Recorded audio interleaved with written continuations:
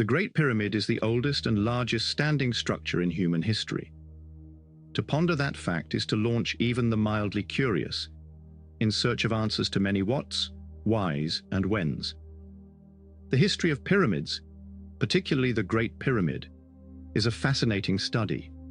The legends surrounding it are even more intriguing. But in one chapter, we can only give a brief overview of the most essential facts and events. An overview will serve our turn in drawing the highlights into sufficient focus to serve as backdrops for current explorations. Familiarity does not diminish the mystique surrounding the Great Pyramid. The more a person learns about the history, construction, and purpose of the Great Pyramid, the more the mystery deepens. Endeavors to cover the subject adequately have been the design of many books, and a number of these are listed in the bibliography for those interested in additional reading. We would not intrude on their tasks here, for such ambition might be likened to trying to engrave a dictionary on the head of a pin. Instead, our job will be to chat here and there with the past to set the stage for present considerations. Why is attention directed primarily to the Great Pyramid of Giza, when there are many other pyramids?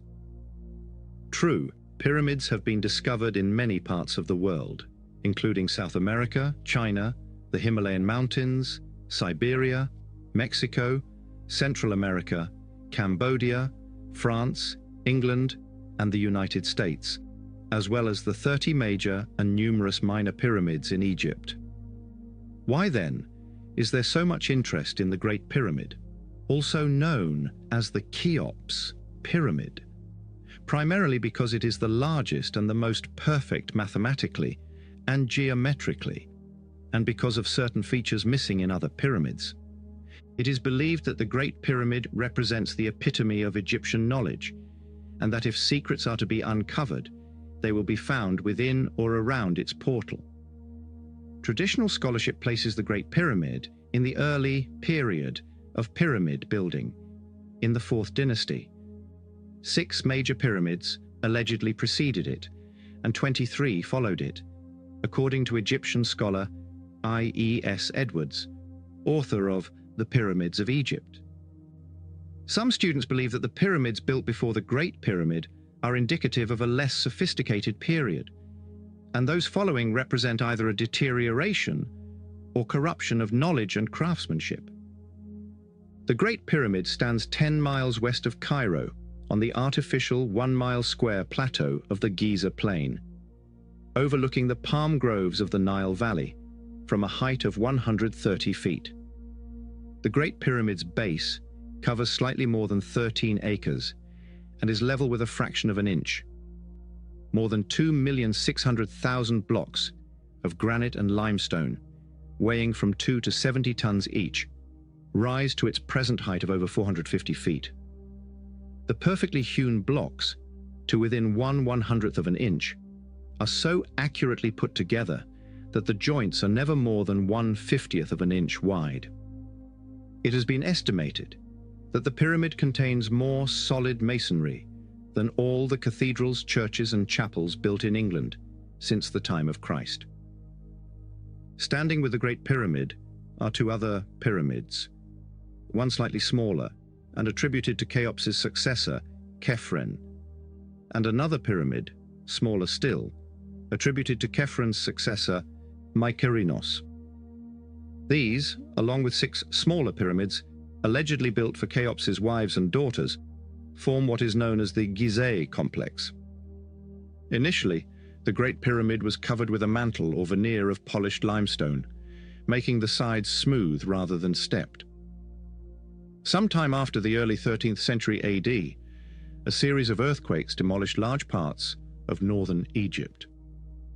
Throughout several generations, the entire 22 acres of the 100-inch thick covering of the pyramid was stripped to rebuild Cairo. The pyramid remained sealed for centuries. Alas, knowledge of an entrance was lost in remote antiquity. Then, in 820 AD, the young caliph, Abdullah al-Ma'mun, son of Harun al-Rashid, whose feats were to be celebrated in the Arabian Nights, heard of fabulous treasures and priceless documents stored within the pyramid, along with a host of engineers, architects, builders, and stonemasons, Al-Mamun searched for days along the smooth stone surface for an entrance. Failing to find one, the caliph decided to bore straight into the solid rock of the structure, but hammers and chisels could not scratch the stone. Refusing to give up the venture, Al-Mamun resorted to heating the stone until it was red hot, and then poured cold vinegar on it to crack the boulders. Battering rams were then used to batter away at the stone. After burrowing a small tunnel for 100 feet, Al-Mamun was prepared to move on to the project when a workman heard what appeared to be a large stone sliding into place somewhere not far from where they were working. They renewed their efforts, tunneled toward the sound, and broke into a passage that was little more than 3 feet high and 3 feet wide. The passageway sloped at a steep angle, but the Arabs struggled up the tunnel and discovered the original secret entrance, which had been placed 49 feet above the base of the pyramid. Al-Mamun and his men made their way down the low, treacherous descending passage, cut deep into the rock of the plateau. However, at the bottom of what has become known as the pit, they found nothing but dust and debris. On the far side of the pit, they found an even narrower horizontal tunnel that led 50 feet to a blank wall. On the floor was what appeared to be a well shaft. It was carved to a depth of 30 feet and led nowhere. Retracing their steps to the large stone that had fallen in the descending passage, Al-Mamun and his men speculated that the stone had covered a large red granite plug, which blocked another passage sloping up into the body of the pyramid. The granite plug proved impregnable, so they cut around it through the softer limestone. 2 more granite plugs blocked the passage, and after the granite, many limestone blocks followed. Still, the workers persisted and finally emerged into an ascending passage with a low ceiling. Crawling on their knees, the men made their way up 150 feet of slippery rock, then into another tunnel with an equally low ceiling. At the end of the second tunnel, they found themselves in a bare room, approximately 18 feet square, with a gabled ceiling. As the Arabs placed their women in tombs with gabled ceilings, the room became known as the Queen's Chamber. But nothing was to be found here but an empty niche in the east wall. The Arabs retraced their steps to the ascending passage, and raising their torches, they discovered a void above them. By climbing on each other's shoulders, they could reach high enough to see that they were at the bottom of a narrow but high gallery. It stretched upward at the same slope as the ascending passage for approximately 157 feet and was 28 feet high. At the end of their climb, they came upon a massive stone about 3 feet high, which proved to be a 6 by 8 foot platform. Beyond the platform, the floor was level, but the ceiling was only 3.5 feet high. This formed a sort of entrance to a small antechamber. Another short and low passage followed, and Al-Mamun and his men found themselves in a large room, the walls, floor, and ceiling of polished red granite. This room, 34 feet long, 17 feet wide, and 19 feet high, became known as the King's Chamber. Frantically, the Arabs searched for treasures, but all that was to be found was an empty sarcophagus made of highly polished, dark, chocolate-colored granite. Al-Mamun paid off his men, and possibly saved his throat, by planting gold in one of the chambers and seeing to it that they dug it up, or so the legend goes. In any case, so ended the first attempt to reveal the great structure's secrets. Along came the earthquakes 450 years later. The stone casing was stripped from the outside, but no one was to enter the pyramid again for several centuries. Superstition surrounded the pyramid. It was allegedly inhabited by ominous spirits and was filled with vermin and serpents. A 12th century adventurer, Rabbi Benjamin ben Jonah of Navarre, claimed that the pyramid was constructed by witchcraft. Abdul Latif, a teacher of medicine and history in Baghdad, worked up his courage to step inside the pyramid shortly after Benjamin's visit, but is said to have failed from fear, and later claimed that he came out more dead than alive. It was not until 1638 that the Great Pyramid gained another visitor. John Greaves, an English mathematician and astronomer, entered the pyramid with hopes of finding treasure of a sort different from that of Al-Ma'mun. He sought the data that would establish the planet's dimensions. After some effort, Greaves made his way to the king's chamber, where, according to Peter Tompkins in his book Secrets of the Great Pyramid, he was puzzled that so incredibly imposing a structure as the pyramid should be built around a single chamber with a single empty coffer. He could see no apparent reason for its portcullis entrance, or for the complexity of its antechamber, where the walls changed mysteriously from limestone to granite. But being a scientist by nature, Greaves set out to collect and note data about the building. Greaves discovered another mysterious part of the pyramid, a section that also served no apparent purpose. Along the ramp of the Grand Gallery, Greaves uncovered a stone block that led to a passage straight down into the pyramid's bowels. The pyramid tunnel was slightly over 3 feet wide. However, notches had been dug along the side, and Greaves lowered himself 60 feet into the well, where the shaft was enlarged into a small chamber, or grotto, as it is now called. The shaft continued for a short way below the grotto and ended.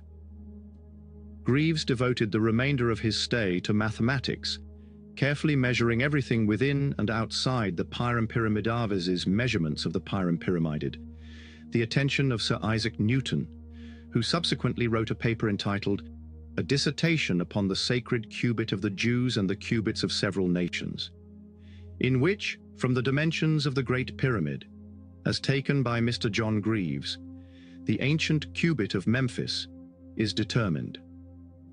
Newton's preoccupation with establishing the cubit of the ancient Egyptians was no idle curiosity, Tompkins states, nor just a desire to find a universal standard of measure. His general theory of gravitation, which he had not yet announced, was dependent on an accurate knowledge of the circumference of the Earth. All he had to go on were the old figures of Eratosthenes and his followers, and on their figures his theory did not work out accurately. Greaves's measurements of the exterior of the pyramid were inaccurate due to the debris at the base, and Newton's theory of gravitation was based, a few years later, on the findings of the French astronomer Jean Picard. Little did Newton, his followers and critics, know that the Sphinx could be used as a geodetic marker to indicate the equinox, and that it once had between its paws an obelisk whose shadow was used to compute the correct circumference of the Earth and the variance in the degree of latitude. Nathaniel Davison, later to serve as British Consul General in Algeria, lowered himself into the well discovered by Greaves and below the grotto to the end of the shaft, where he found only debris. Tompkins writes, "To Davison, it appeared strange that anyone should go to such an enormous amount of effort to dig a shaft almost 200 feet into the heart of the pyramid and come to a dead end. But there was nothing more he could do. It was extremely dark and filthy at the bottom of the well, and his candle soon burnt up what little air was available. Also, an immense number of huge bats made it difficult for Davison to keep his candle lit, so he laboriously made his way back to the surface." Davison, however, did discover other features of the pyramid and spotted a small rectangular hole at the top of the Grand Gallery. With some difficulty, he managed to crawl through the small hole and found a chamber as large as the king's chamber, but with a ceiling too low to stand under. The floor of the chamber was composed of 9 monolithic granite slabs, each estimated to weigh up to 70 tons. The underside of the slabs served as the ceiling for the king's chamber. Furthermore, The ceiling of this room, above the king's chamber, was constructed of similar slabs. This chamber, like all others, failed to yield any treasures, artifacts, or even an inscription. It was to be known as Davison's chamber, and later to serve as Captain G.B. Caviglia's living quarters. Napoleon came to conquer Egypt, and with him arrived an entourage of French mathematicians and scientists, including Edmé-François Jomard and Colonel Jean-Marie Joseph Coutel, who were tasked with making more accurate measurements of the pyramids than any that had been taken previously. The clearing away of the debris at the pyramids greatly aided their efforts. They located the esplanade on which the Great Pyramid had been built, and the large sockets set into the base rock where the cornerstones had been laid. Shortly after the beginning of the 19th century, Captain Caviglia, master of a Maltese vessel, whose exploits are described elsewhere in this book, cleared the well shaft of debris and discovered that it connected with the descending passage. In 1836, Colonel Howard Vyse joined Caviglia in exploring the pyramid, covering 3 additional chambers, roughly the same size as those of Davison. Granite slabs separated the chambers, and the uppermost one was gabled with enormous blocks of limestone. Howard Vyse theorized that the 5 superimposed chambers were designed to relieve the flat ceiling of the king's chamber from the pressure of the 200 feet of solid masonry above it. Howard Vyse also discovered 2 air vent holes running through 200 feet of rock to the king's chamber. Once the debris was cleared, the room maintained a consistent temperature of 68 degrees throughout the year thanks to the fresh air. As it became increasingly evident that the Great Pyramid harbored neither gold, jewels, nor artifacts, and appeared less and less to be a tomb, scholars with a variety of interests and backgrounds speculated on its origin and the purposes for which it was designed. While Chus in the 2nd century, B. C. This is what we read in our textbooks. However, the entire subject of who did what, when is now subject to review. Recent studies of ancient Egyptian hieroglyphs and the cuneiform mathematical tablets of the Babylonians and Sumerians have established, Tompkins points out, that an advanced science did flourish in the Middle East at least 3,000 years before Christ, and that Pythagoras, Eratosthenes, Hipparchus, and other Greeks reputed to have originated mathematics on this planet merely picked up fragments of an ancient science evolved by remote and unknown predecessors. The Great Pyramid, like most of the great temples of antiquity, was designed based on a hermetic geometry known only to a restricted group of initiates, mere traces of which percolated to the classical and Alexandrian Greeks. These and many other discoveries, with the list continuing to grow, are demanding a new assessment of the Great Pyramid, a closer look at its history. Actually, a whole new framework of reference points appears mandatory. We are now in a position to seriously wonder if the builders of the Great Pyramid accomplished and knew a tremendous deal more than we currently attribute to them. The implications of this body of knowledge are profound and far-reaching. The notion that the Great Pyramid was constructed as a mountainous tomb to satisfy some pharaoh's ego is a concept no longer tenable. One must remember that no mummies were ever found in the Great Pyramid. Some Egyptologists contend that the sarcophagi and passages were sealed to protect the pharaoh's mummies from thieves and spoilers. However, this hardly seems defensible when the so-called burial chamber was opened for the first time since its sealing and found to be empty. Some scholars believe the Great Pyramid was built as a place of initiation, not only as the site of initiation for the mystery schools, but also as an instrument of initiation. In other words, within this concept, the energy fields generated or enhanced by the pyramid are attributed to an elevation of consciousness. In the secret teaching of all ages, Manly Palmer Hall sees the Great Pyramids as the visible covenant between eternal wisdom and the world.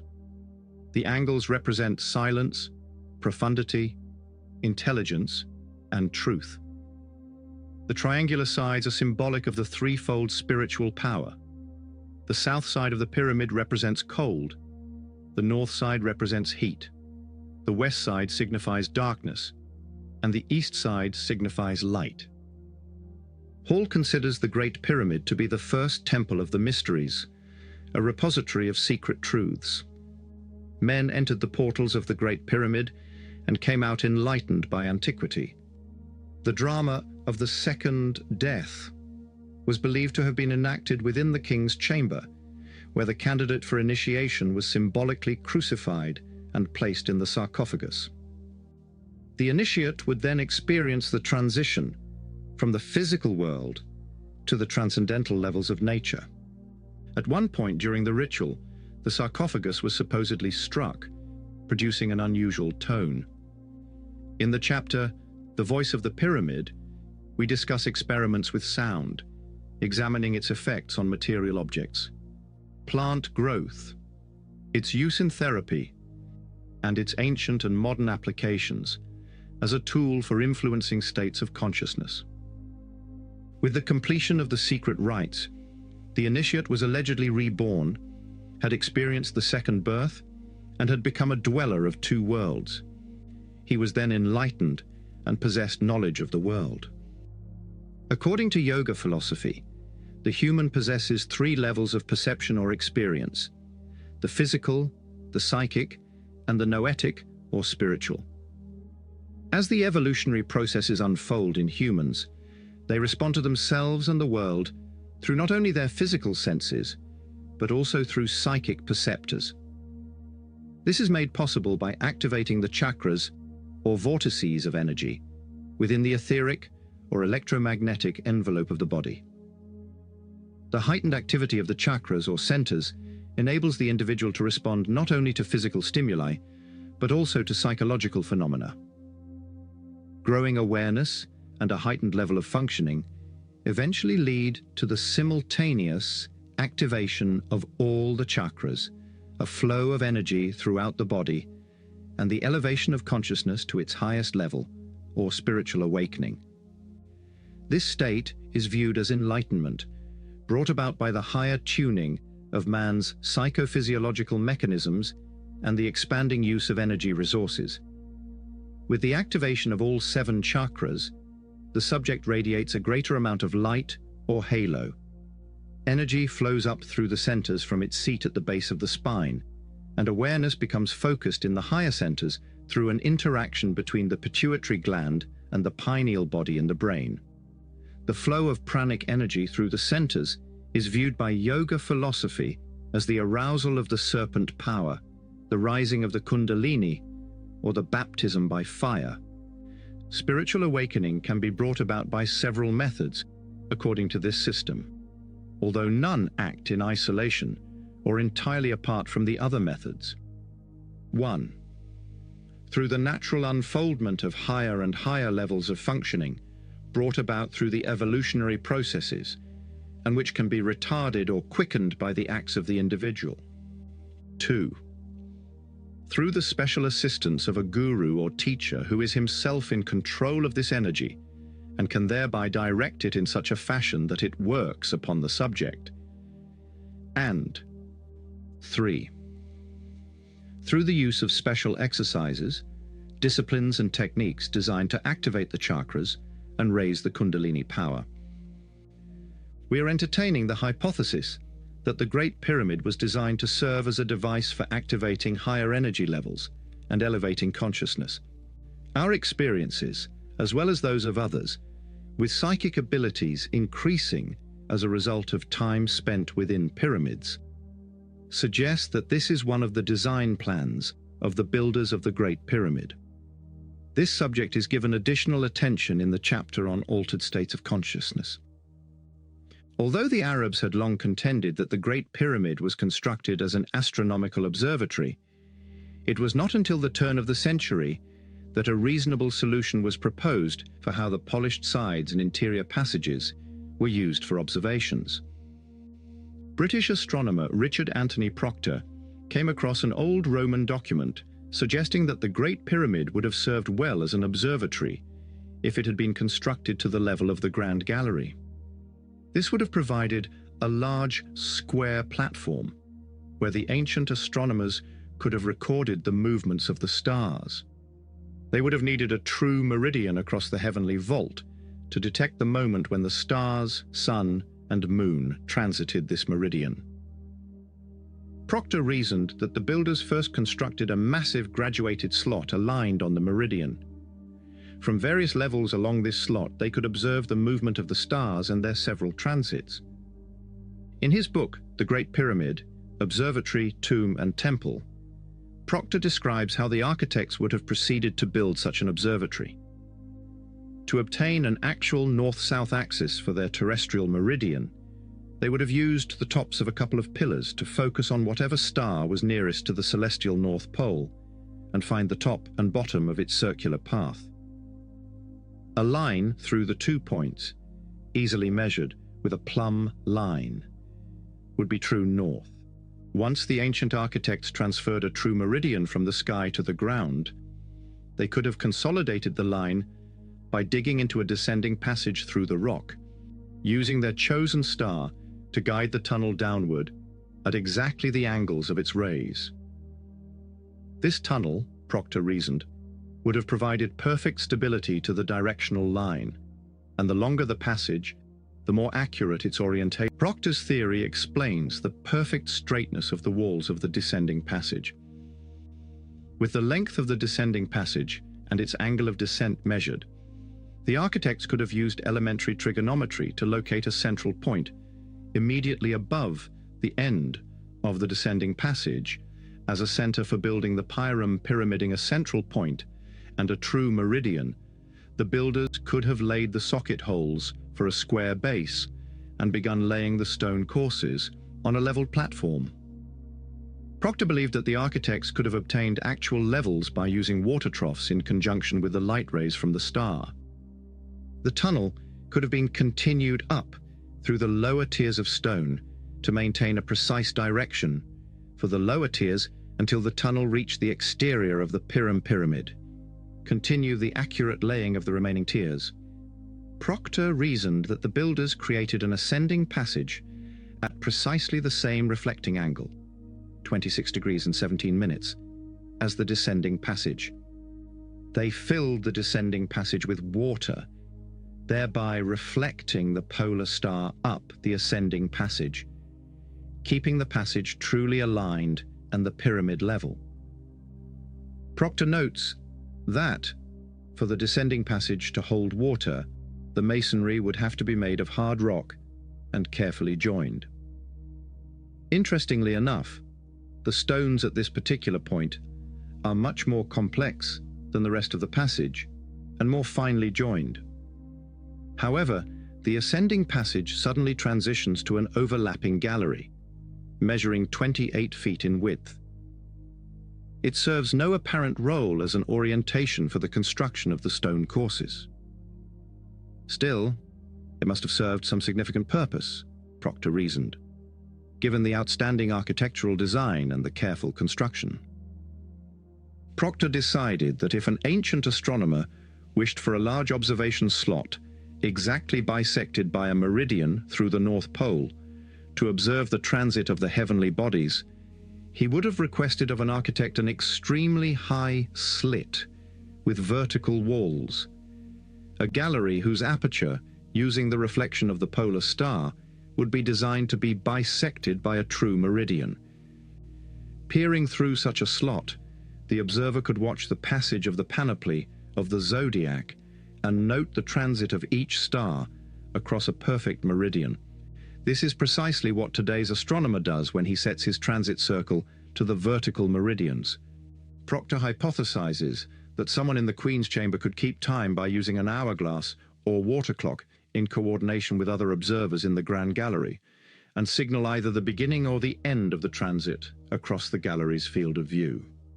Looking down the descending passage into a reflecting water pool, the astronomer could have determined the precise moment of a star's transit, as that is the only instant its rays will be reflected. Tompkins reminds us that the U.S. Naval Observatory in Washington, D.C., still uses the same system today, where they meticulously record the daily transit of stars through their reflection in a mercury pool. Tompkins quotes George Sarton, professor of the history of science at Harvard, as stating that the astronomical ability of the early Egyptians is proved not only by their calendars, tables of star culminations, and tables of star risings, but also by some of their instruments, such as ingenious sundials, or the combination of a plumb line with a forked rod that enabled them to determine the azimuth of a star. Shortly after the turn of the century, a succession of pyramidologists attempted to prove that the Great Pyramid contained a 6,000-year prophetic history of the world, spanning from 4000 BC to 2045 AD. They compared these prophecies to the Bible. They envisioned an allegory in stone, in which the descending passage represented humanity's path toward ignorance and evil. Where the descending passage and the ascending passage joined, the evil spirits continued to the pit. At the same time, the rest of humanity, saved by the Christian dispensation, moved upward along the ascending passage toward the light of the Grand Gallery. Having passed beyond the Great Step, humanity must continue bent in submission through the antechamber of chaos before it can emerge in the King's chamber and the glory of the Second Coming. According to Tompkins, the prophetic chronology was supposedly marked out along the passages and chambers, with 1 year corresponding to 1 pyramid inch, starting with the first created man and ending with the Day of Judgment. In his book, The Source of Measure, J. Ralston Skinner argues that the Great Pyramid served as a temple of initiation. He linked the Pyramid Jewish Kabbalah, a system of allegorical symbolism that allegedly sets forth the secret teachings of the Bible and reveals the great cosmic principles of man's origin. When one considers today's wide following of the medieval prophet Nostradamus and such modern prophets as Edgar Cayce and Jeane Dixon, it is not difficult for many individuals to think that ancient prophets left a record in stone. However, with today's research on prophecy and studies of altered states of consciousness, most attention is now on the Great Pyramid, especially its smaller versions, as tools for achieving awareness that can lead to prophetic insights. It has never been determined who built the Great Pyramid and when. No record has ever been found as to its construction. Egyptologists are not in complete agreement, but generally agree that it was built during the 4th dynasty, between 2720 and 2560 BC. The time of construction is usually given between 30 and 56 years. But there are many dissenters. One thing that confounds scholars is that the construction of the pyramids, particularly the Great Pyramid of Giza, demonstrates a remarkably advanced understanding of mathematics, astronomy, geography, navigation, engineering, and architecture at the time of construction, without a demonstrable period for acquiring these sciences. A number have proposed that the builders were from the advanced civilization of Atlantis, which constructed the pyramid as a means of preserving all the known sciences, as well as providing a temple of initiation and a device for generating powerful energy fields. This version has gained support from Edgar Cayce's readings. According to Cayce, a group of approximately 900 people entered Egypt from an advanced civilization around 12,000 BCE.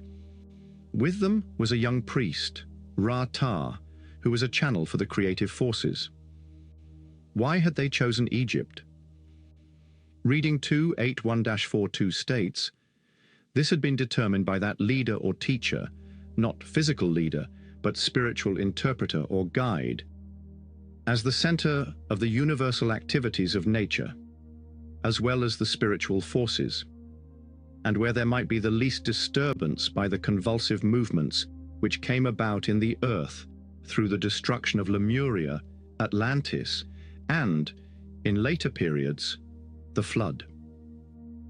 The paramount of Rata's endeavors was the construction of the Great Pyramid, which would become an archetype through the ages. As such, it was designed to incorporate, within the structure of its passageways and chambers, as well as in its mathematical and geometric relationships, the knowledge gained by those peoples, along with the prophecies of the centuries yet to come.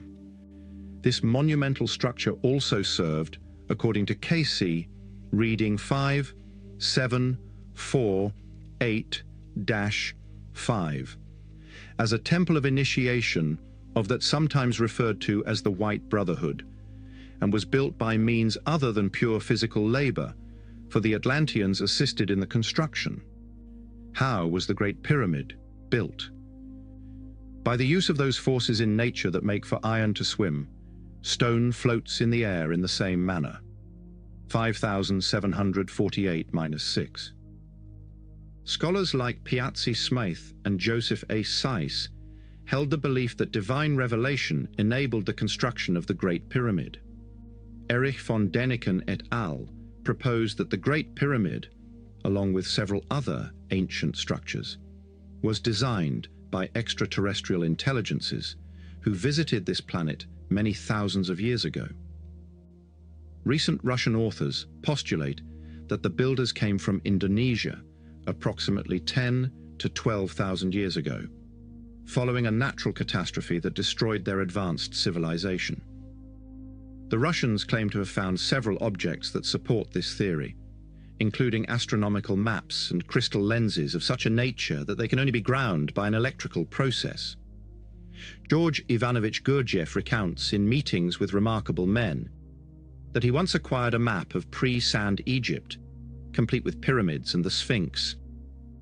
One of the oldest dates for the Great Pyramid has been given by an Arab writer, Abu Zayd el-Balkhi, who claims to quote an ancient inscription to the effect that the Piram Pyramid built at a time when the Lyre was in the constellation Cancer, which has been interpreted as meaning twice 36,000 years before the Hegira, or around 73,000 years ago.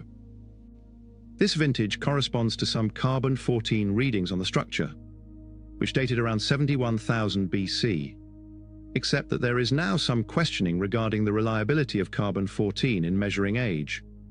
As to the actual construction of the pyramids, controversy reigns here also. It is believed that most of the limestone blocks for the construction of the Great Pyramid were brought from the Mokattam quarries, a few miles across the Nile, although some blocks seem to have come from the Giza hills. The nearest source for the 70-ton granite blocks used in the King's Chamber is the Aswan quarry, located near Siene, which is 500 miles up the Nile. Some scholars seem satisfied that the 2,600,000 stone blocks, weighing from 2 to 70 tons, were quarried and finely tooled with copper instruments, then dragged on sledges or over rollers to barges, unloaded and dragged again to the construction site, and hoisted in place by ropes, pulleys, slides, and wooden cranes. Other writers deem it challenging to believe that primitive tools could have accomplished the task when today's architects and engineers, with all their technical resources, could not duplicate the feat. Toth and Nielsen state in Pyramid Power the engineering feats performed by the Egyptians in transporting and unloading rival those performed today with the use of the modern techniques and equipment of our experts. This became evident in the 1960s, when the Aswan Dam was nearing completion. A united effort was made by some engineers, utilizing sophisticated equipment from around the world, to save as many temples, palaces, and statues as possible before the Aswan Dam was inundated, thereby preserving those colossal masterpieces for future generations. However, despite the modern equipment and expertise of the highly trained and skilled engineers, many of the single monoliths could not be lifted. The stones had to be broken into smaller pieces to make the relocation attempt a reality. Because the experts needed to cut up the blocks of stone, which the Egyptians had been able to handle intact, a tiny percentage of the actual targeted edifices could be saved from the inundating waters of the Aswan Dam. The Great Pyramid raises more questions than answers, no matter how you study it. Although many have measured it with measuring tapes, slide rules, chemicals, and various instruments, the Great Pyramid remains an enigma. Mysterious energy fields. The word pyramid originates from the Greek pyro, meaning fire, and amid, meaning at the center.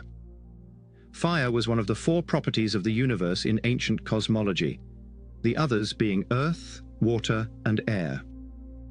As it was used in the ancient teachings, fire was seen as the universal energy, the vitality permeating all of life. In a pamphlet entitled The Pyramid and Its Relationship to Biocosmic Energy, G. Patrick Flanagan, PhD, stated, "The major secret of the Great Pyramid of Giza, the seventh wonder of the world, is so obvious that it is hidden with the word pyramid. We shall attempt to demonstrate that biocosmic energy is the fire in the middle, which has eluded scientists for thousands of years. Current research on the new form of energy may provide the long-awaited clues to a host of phenomena, from telepathy to ESP to spiritual healing. A study of the mysterious energy is underway in several laboratories. It is believed that an understanding of the laws governing this force will provide practical explanations for various psychic phenomena that have to date eluded the hard data scientists. Newton's law of gravitation and Einstein's theory of relativity provided the explanations for understanding the universal application of specific physical forces. Similarly, the unveiling of the special X force is expected to provide the common denominator behind phenomena such as psychokinesis, PK, the effect of thought on material objects, and the sending of telepathic messages over distances, as seen in astronaut Edgar Mitchell's efforts to communicate from the moon. As we continue to unravel the qualities of this energy field and can define its laws, it would seem reasonable to propose that various kinds of so-called psychic phenomena occur as a result of this force and are not isolated and unrelated occurrences, said Dr. Stanley Krippner, director of the Dream Laboratory at the Maimonides Medical Center in Brooklyn, New York. The study of the energy field has been the focal point of Soviet scientist Dr. Gennady Sergeyev's tests on Nelia Mikhailova, the Leningrad housewife who has created an international sensation with her ability to move objects, from teacups to cigarettes, with her mind. Using a force field detector, Dr. Sergeyev recorded intense radiation of electrostatic and electromagnetic fields 4 yards from Mrs. Mikhailova during a performance in an insulated electroencephalographic chamber, according to reports received in this country.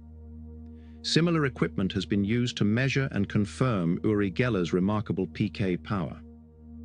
Doctors Abram Hoffer and Harold Kelm at the University of Saskatchewan in Canada have researched the measurement of human force fields at a distance using a detector consisting of 2 capacitor plates, a preamplifier, and a line recorder similar to an electrocardiograph. The detector charts the body's invisible energy field, or electrical aura, at a distance. In the world systems of occult physics, there is a concept of energy and a related field theory remarkably similar to that of modern physics. Namely, there is one primary form of energy from which everything else is constructed. Dr. Elmer Green, director of the Psychophysiology Laboratory at the Menninger Foundation in Topeka, Kansas, stated. He added, "In occult physics, however, it is postulated that the elaborated structure of the one basic energy includes not just physical substance, but emotional substance, mental substance, and other more rarefied materials, and that in the human being all these materials are brought together." Manly Palmer Hall, president of the Philosophical Research Association, Los Angeles, California, commenting on this, said, The early Greeks explained that this union of the substances, symbolized by earth, water, fire, and air, was what made man the microcosm. They asserted that all the elements of the macrocosm, the universe, resided within him. Sri Aurobindo, the Indian philosopher and teacher, wrote, "One can think of the universe as all spirit, with matter being the densest form, or one can think of the universe as all substance, with spirit being its most rarefied form." The idea of bioenergy is not a new one. The ancient Chinese believed that humans are linked to the cosmos through vital energy that fills the universe. In India, this force is referred to as prana, which is said to envelop everything. Mesmer called it animal magnetism. Reichenbach referred to it as an odic force. Blondeau called them N-rays. Soviet scientists have referred to it as bioplasmic energy, while Czech scientists refer to it as psychotronic energy. Despite the varying names, a consensus exists regarding the characteristics of this energy. Czech scientists Zdeněk Radak and Karel Darbol have written, "Human beings and all living things are filled with a kind of energy that until recently hasn't been known to Western science. This bioenergy, which we refer to as psychotronic energy, appears to be behind PK. It may be the basis of dowsing. It may prove to be involved in all psychic happenings." The Czechs have demonstrated psychotronic generators to scientists from this country, sometimes referred to as Pavlita generators, after their inventor, Robert Pavlita. Charged with energy directed by a human psychic force, the generators, constructed of various shapes from a variety of materials, reportedly move physical objects of either metallic or non-metallic nature. The Czech Academy of Science backs the research. In working with this energy, Soviet scientists claim that their discovery of bioplasmic energy can be observed in photographs and through electron microscopy, thanks to Kirlian photography. Semyon Kirlian invented a new photography process that includes several patents and utilizes high-frequency electrical fields generated by a device producing 75,000 to 200,000 electrical oscillations per second. The Kirlian photographic process has now been developed in this country by several scientists, including Dr. Thelma Moss of UCLA and Henry Monteith of the University of New Mexico. As the Tesla coil equipment for producing the electrical aura is relatively inexpensive, many home experimenters, including ourselves, have constructed the units and are studying the results. Olga Worrell, an internationally recognized healer, recently showed us several high-frequency photographs taken at UCLA, which display the aura around a torn leaf before and after she treated the leaf with healing energy. The pictures revealed a significant increase in both the size and activity of the aura after she administered the healing energy. The Kirlian photographic process allegedly captures images of the bioplasmic or etheric energy field that surrounds and penetrates the human body and other living organisms. The scientists liken this field to the concept of the human aura, a radiating luminous cloud surrounding the body. Art from Egypt, Greece, and India depicted holy figures in a glowing aura, a tradition later adopted by Christian-era artists who painted saints with halos. In her book, Awareness, the late famous psychic Eileen Garrett, former president of the Parapsychology Foundation of New York, stated, "I've always seen every plant, animal, and person encircled by a misty surround." She also has reported seeing spirals of this same energy leaving the bodies of the recently dead up to 3 days after death. Elsewhere in Awareness, Mrs. Garrett stated, "Throughout my whole life, I have been aware of the fact that everyone possesses a second body, a double. The double is a distinct fact in Eastern and Theosophical teaching.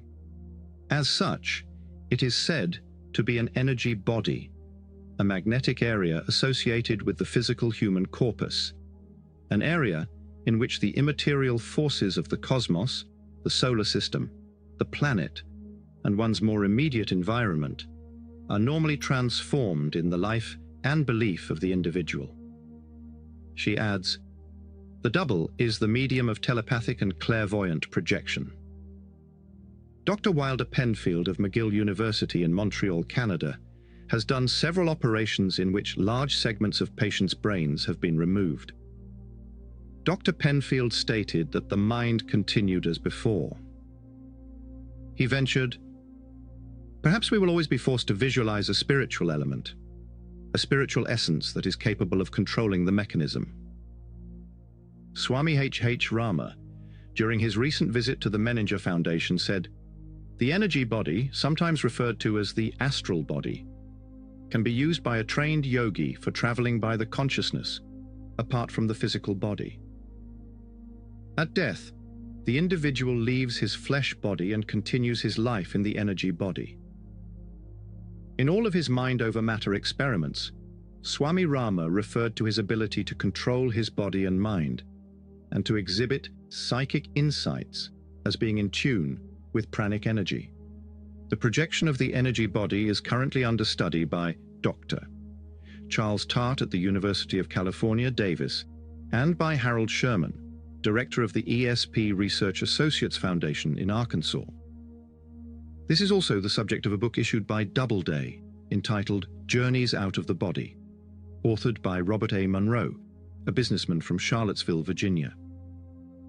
He tells of some 900 trips outside his physical body. When we visited him at the Interdisciplinary Conference on the Voluntary Control of Internal States, held at Council Grove, Kansas, and sponsored by the Millennia Foundation, he told us that when he left his physical body, he seemed to enter or become an energy body. Dr. Bernard Grad of McGill University has reported the projection of this X energy. He had a psychic healer hold a flask of water and then pour it on barley seed. The seed significantly outgrew the untreated seed, according to Dr. Grad. He further stated that this previously unacknowledged energy has the widest implications for medical science, ranging from healing to laboratory tests. In their book, Psychic Discoveries Behind the Iron Curtain, authors Sheila Ostrander and Lynn Schroeder relate that Jacques Herrera, counselor on nuclear matters to the Belgian government, recently became involved in work with a healer who held his hands over a piece of fresh meat. After this treatment by the healer, the meat was preserved and did not deteriorate for a month, even though it was not refrigerated. Some scientists believe there is a link between the energy body and the Chinese practice of acupuncture, a system of medication that affects cures with needles. According to the theories that accompany acupuncture, vital energy circulates through the body along specific pathways. It can be tapped at several hundred places on the skin, and the Chinese insert fine needles at these points to correct imbalances in the energy flow. John Hersey, in his book Hiroshima, reported that acupuncture can cure the effects of radiation. A large number of American medical doctors, osteopaths, and chiropractors are now using acupuncture, and it is under intensive study by medical societies, associations, and academies. The energy flow from a telepathic message affects the blood volume of the receiver, according to research conducted by Dr. Douglas Dean at the Newark College of Engineering in New Jersey. Dr. Douglas Dean conducted the investigation using a plethysmograph, a device that accurately measures the blood volume in the thumb. Research at Rosary Hill College in Buffalo, New York, by Sister Justa Smith, reveals that the mind can affect enzyme. The projection of an energy force is also revealed in the unusual ability of Ted Sirios, from Chicago, Illinois, to project an image of his thoughts onto Polaroid film. In carefully controlled experiments by Dr. Jewel Eisenbud, Associate Clinical Professor of Psychiatry at the University of Colorado Medical School, Serios has produced hundreds of pictures on film through the strenuous concentration of his mind. The force he directs toward the film is believed to be the same controlled energy used by Mrs. Mikhailova, Geller, et al. In the movement of physical objects. The universal nature of the energy field, indicating that all living things share it, is demonstrated by the unusual experiments of Cleve Backster, founder of the Baxter Research Foundation in New York. A recognized expert in polygraphy, Baxter demonstrated, through a series of carefully planned experiments, that plants respond to the thoughts, emotions, and actions of people and animals around them. The death of living things, such as shrimp or fish, occurring in the vicinity of the plants, produced an intense reaction on the polygraph. It seems to indicate some sort of primary perception or consciousness in every living cell, Baxter reported. Baxter's experiments have now been duplicated and confirmed by Dr. Marcel Vogel, senior chemist at IBM in San Jose, California, and by a host of home experimenters, including ourselves. The experiments with plants will be more fully described in Chapter 4, Pyramids and Plant Power. A summary of the reports reveals that the new energy can be refracted, reflected, polarized, and combined with other energies, producing effects similar to electricity, magnetism, heat, and luminous radiation. Yet, it is in itself none of these. Pyramid research to date reveals some evidence that the space within the Great Pyramid and its smaller replicas enhances, intensifies, and/or generates energy of the electromagnetic spectrum and other forms or degrees of the so-called universal energy. As we will describe in the following chapters, the activity within the pyramid form parallels a wide range of paranormal phenomena, the treatment of water by healers, and the subsequent effects on treated plants and water treated by the brown cells. Isolated cells containing light-sensitive pigments, particles of crystallized light, and given to plants and animals, and also showing a purification process according to laboratory tests. Healing and increase of body energy, similar to claims made for Eman screens, wet and dry cell appliances, multi-wave oscillators, orgone energy accumulators, etc. Psychic healing and enhancement of transcendental states, as described in metaphysical literature as occurring when a guru or teacher raises the energy level of a student. In the scientific research conducted by Dr. Luis Alvarez, who won the Nobel Prize in Physics in 1968, on the energy fields of the Great Pyramid, standard scientific principles were employed. The idea was that cosmic rays passing through the pyramid reveal. Are there any chambers that have yet to be discovered? A cosmic particle recording device would show less laser energy on passage through a hidden room than it would through solid stone. This research involved several institutions, as well as a governmental agreement between the United States and Egypt. Magnetic tapes, which recorded the data, were run through the most modern computer to analyze the results. According to one of Dr. Alvarez's colleagues, the recordings revealed that a pattern could not be established from which to determine a stable zero point of reference, and every time the tapes were rerun, they gave a different pattern of readings. Not only were the particles different, but specific data disappeared from the recordings. The conclusion was that what was happening was impossible, and some energy was being registered that does not conform to the laws of science. According to George W. Van Tassel, director of the Ministry of Universal Wisdom, Inc., the maximum energy to be generated requires 28 days, or 1 magnetic month. Van Tassel claims that a quartz crystal peak at the top, where the capstone would be on the Giza pyramid, will produce enhanced effects, and that a laminated quartz condenser, with germanium separating the quartz sheets, placed on top of the pyramid, will produce energy readings on existing scientific equipment. The stones in the Great Pyramid weigh as much as 70 tons. Granite was used to encase the king's chamber, reportedly because granite produces a piezoelectric effect due to the matrix of quartz crystals, mica, and feldspar. The bulk of the Pyramid of Giza is limestone, which has no electrical properties. Some believe the granite chambers above the king's chamber form a granite air condenser for energy storage. Orgone energy was the term coined by Dr. Wilhelm Reich to describe what he believed was the primordial mass-free cosmic life energy in which we and everything on our planet are immersed. The auracu was invented by Reich to allegedly collect and accumulate the life energy in the atmosphere and make it usable for scientific and medical purposes. Reich claimed that orgone energy can penetrate all materials at varying speeds, and although it is present everywhere, its concentration and quality vary considerably. Reich discovered that organic matter, such as wood, cotton, and wool, readily absorbs orgone energy, whereas metallic matter initially absorbs, but then repels the energy rapidly. Thus was born the fundamental principle governing the construction of the oracular devices.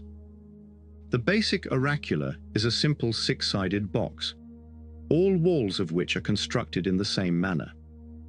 The outermost layer of each wall is built of organic material, such as wood or pressed composition board. The inner metallic layer can be made of sheet iron or iron wire mesh, screening. The amount and type of materials to be used should be considered for both the absorbing, organic, and repelling metallic layers. For medical and scientific purposes, Reich recommended iron as the best metallic material. Other metals, for example, aluminium, he considered harmful for medical purposes. Organic materials also vary in their ability to absorb energy and moisture. The specific layering of an organic outer wall and a metallic inner wall constitutes a one-fold or accordion. Some experimenters have built and used auracu devices up to 10 times for experimental purposes on plants. However, Reich warned against using an auracu stronger than 3 times for medical purposes without proper medical supervision. The layering of organic and metallic walls allegedly establishes a direction of flow of orgone energy from the outside to the inside of the auracu, where the orgone is concentrated above the level in the surrounding atmosphere. Orgone energy flows from the weaker potential to the more substantial potential, just the opposite of electrical flow. Thus, the human being within the auracu attracts the energy to his organotic system, which is higher in potential than the auracu. Science has shown that the nucleus of every atom is surrounded by negatively charged particles called electrons, and there may be as few as 1 and as many as 92 electrons. The electrons whirl around the positively charged nucleus at 186,300 miles per second. A charged piece of mass whirling around in a circle at the speed of light generates electromagnetic radiation. From every atom comes electromagnetic radiation of extremely short wavelengths, varying from 1 to 100 micrometers or more. Every individual atom of every element continuously generates its unique combination of frequencies.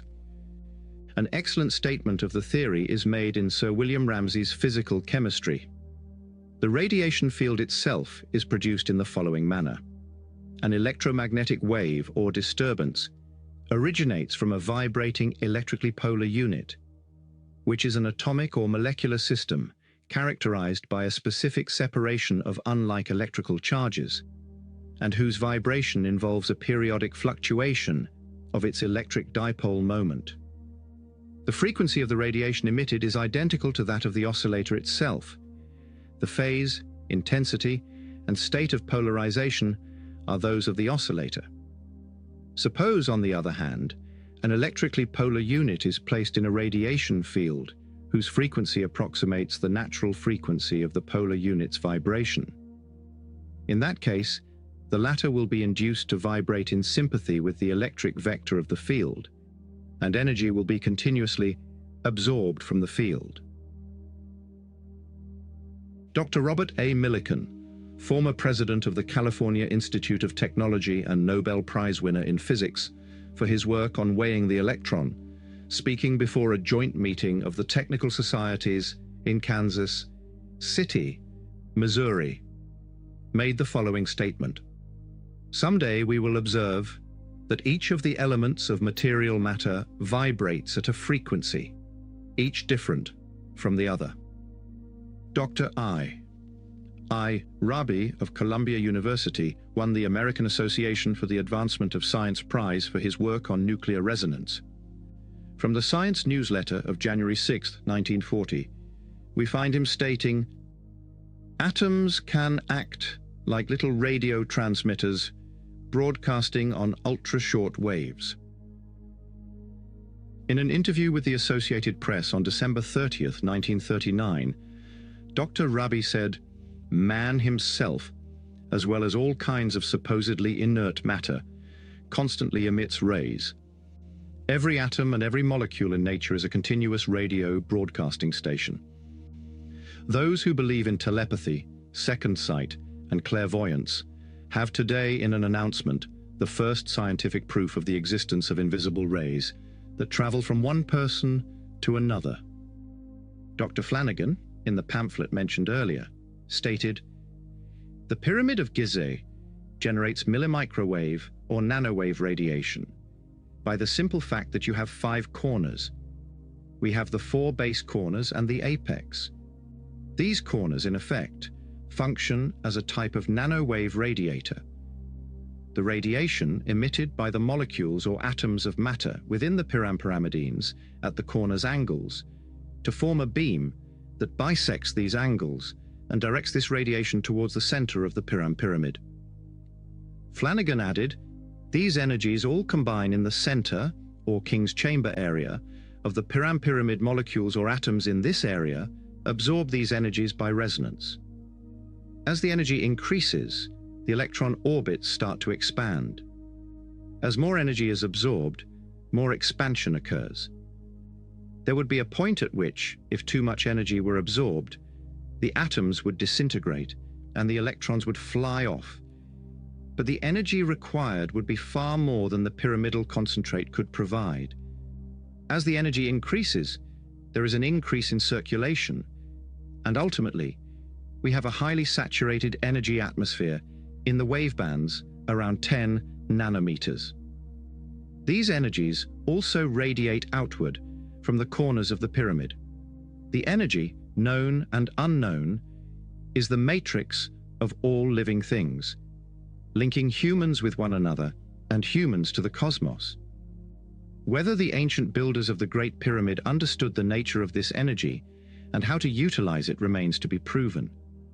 Still, the evidence continues to grow that the Great Pyramid and its miniature progeny being born in home and laboratory is, by either design or accident, among other things, a multi-force field generator. Pyramids and plant power. He knelt at the edge of an old buffalo wallow where the small prairie flowers grew half hidden in the blue stem grass of the Kansas Flint Hills cattle country. He carefully ran his fingers over the white petals. These little brothers can mirror your soul. They watch you pass and tell the Great Spirit how your foot falls upon the earth. You know of Cleve Baxter's experiments with plants, his measurement of their emotional reactions? Shoo asked. He shook his head, but for several moments did not answer, as his eyes appeared to contemplate a clump of sumac a short distance away. Yes, he finally said, the white man has his ways, and it has taken him a long time to discover what the Indian has always known. Life is one, and you cannot separate it. Form means nothing. Man begins to communicate with himself and others the day he learns that plants, too, share the universal consciousness. The occasion was the 1971 Interdisciplinary Conference on the Voluntary Control of Internal States of Awareness, sponsored by the Menninger Foundation.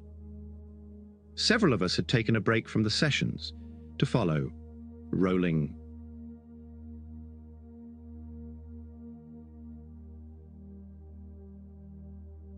The chief medicine man of the Shoshone Indian nation, on a walk through the surrounding meadow. He had been invited to the conference to share with scientists from several countries some of the tremendous and ancient traditions of Indian medicine. How often I have thought of him since, particularly in our work with plants, and when I read of some discovery in man's newfound relationships with plants. I imagined then a rolling thunder reading of the same breakthroughs, accompanied by a quiet, enigmatic smile that reflects a trace of patient amusement. Perhaps it is the unexpected contact with someone like Rolling Thunder, a voice out of the past and the keeper of an ancient body of knowledge. But we are reminded that we only discover what is already known, to at least one intelligence, greater than our own. If the Indian medicine man could understand, how far back in the chronology of his teachers could one trace this wisdom?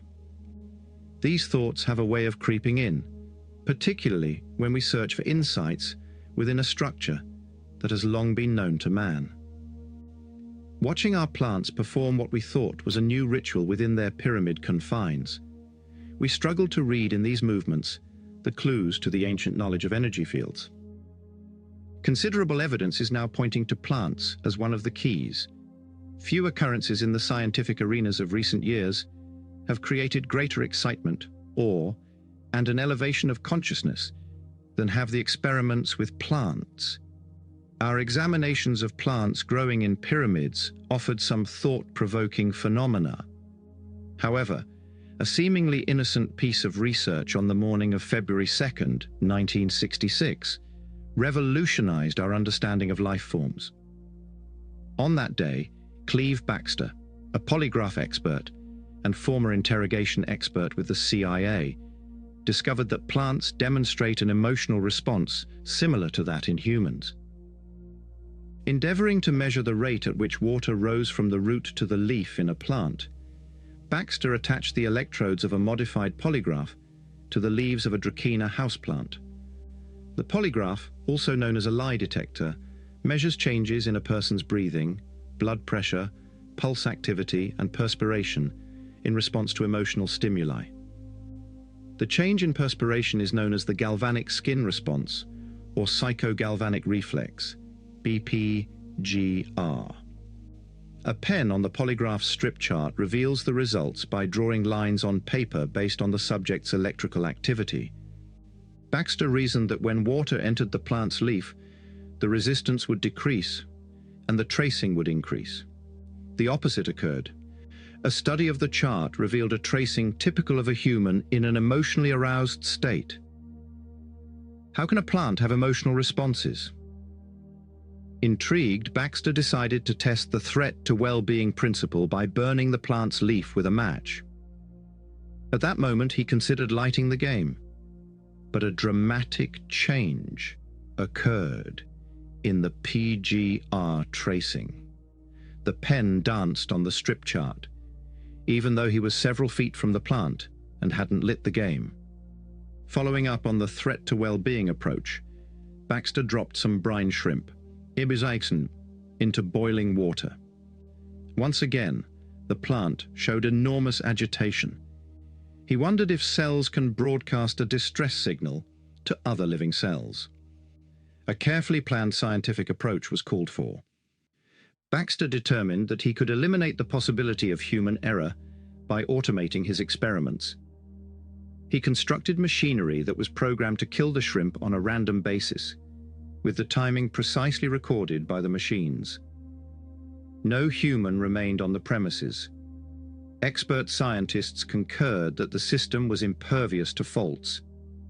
Electrodes were attached to 3 separate plants in separate rooms, away from the area where the shrimp would be killed by being automatically dumped into scalding water. The polygraph readings revealed that the emotional response from the plants occurred at the exact instant of the shrimp's death.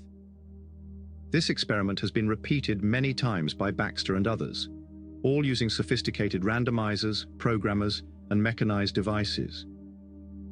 The results have always been the same. Equal results have been obtained by damaging or destroying other life forms while monitoring plant reactions to these events. We informally confirmed the threat to well-being tests at the Menninger Foundation, and later with a modified polygraph in our garage laboratory. Baxter found that the undefined sensory system or perception capability in cell life could not be blocked by a Faraday screen, which prevents electric penetration, or by lead shields. The signal continued, initiated by a force beyond our electrodynamic spectrum. Serving on the advisory council of the Ernest Holmes Research Foundation alongside Baxter, we had the opportunity to visit with him recently. He told us that the force appeared to be an unsuspected life signal that quite possibly might connect all creation. His working hypothesis is that all life forms are connected through consciousness at the cellular level, that plants, as well as people and animals, can communicate with each other on a much higher level than any form of telepathy now known. Distance is no barrier. A friend's houseplant was left with Baxter, and he discovered that the plant became highly excited when its owner was placed under stress during the landing of her plane in Cincinnati. Baxter has since kept an accurate log with a stopwatch whenever he is absent from his laboratory in New York. His moments of excitement, stress, and so on coincide with the polygraph tracings of his pants. Regardless of how far away he is, when he thinks of returning to his office, the plants respond with excitement. Plants are interesting in that they appreciate their caretakers, strangers, and even those who harm them. Baxter tested this point several times by playing the role of the good guy and having his assistant, Bob Henson, play the role of the villain. Whenever Baxter cut his finger or otherwise hurt himself while working in his laboratory, his plants would respond with enormous sympathy. In summary, Baxter's experiments have provided evidence that plants, despite being believed to lack nerves, can register emotions such as fear, apprehension, relief, and pleasure. But nearly 3/4 of a century ago, India's foremost physical scientist, Sir Jagadish Chandra Bose, stated, "Love, hate, joy, fear, pleasure, pain, excitability, stupor, and countless other appropriate responses to stimuli are as universal in plants as in animals." Dr. Bose's statement was not one of idle speculation. The first Indian to win international distinction in physics, psychology, and physiology, he demonstrated that the plant kingdom is alive with sensibility through the use of his crescograph, designed to measure and record nervous impulses in animals, which revealed that the plant exhibits excitatory response to mechanical stimulation and undergoes physiological changes identical to those in animal tissue. Using his resonant recorder to measure how fast plants respond and the oscillating recorder to track the pulses of the telegraph plant, Bose showed that plant responses are similar to the heartbeat of animals. Bose demonstrated that when a plant was pricked with a pin, its growth rate was immediately reduced by 1/4, and it took approximately 2 hours for the plant to recover. He demonstrated that a feeble electric stimulus caused a positive change in the pulvinus. It behaves much like a contractile muscle in an animal, of a plant, and that a strong stimulus induced a negative electric change. He considered the positive tone to be pleasant for the plant, and the negative tone to be unpleasant or painful. In his autobiography of a yogi, Paramahansa Yogananda relates how he watched Bose jab a sharp instrument through a section of a femur.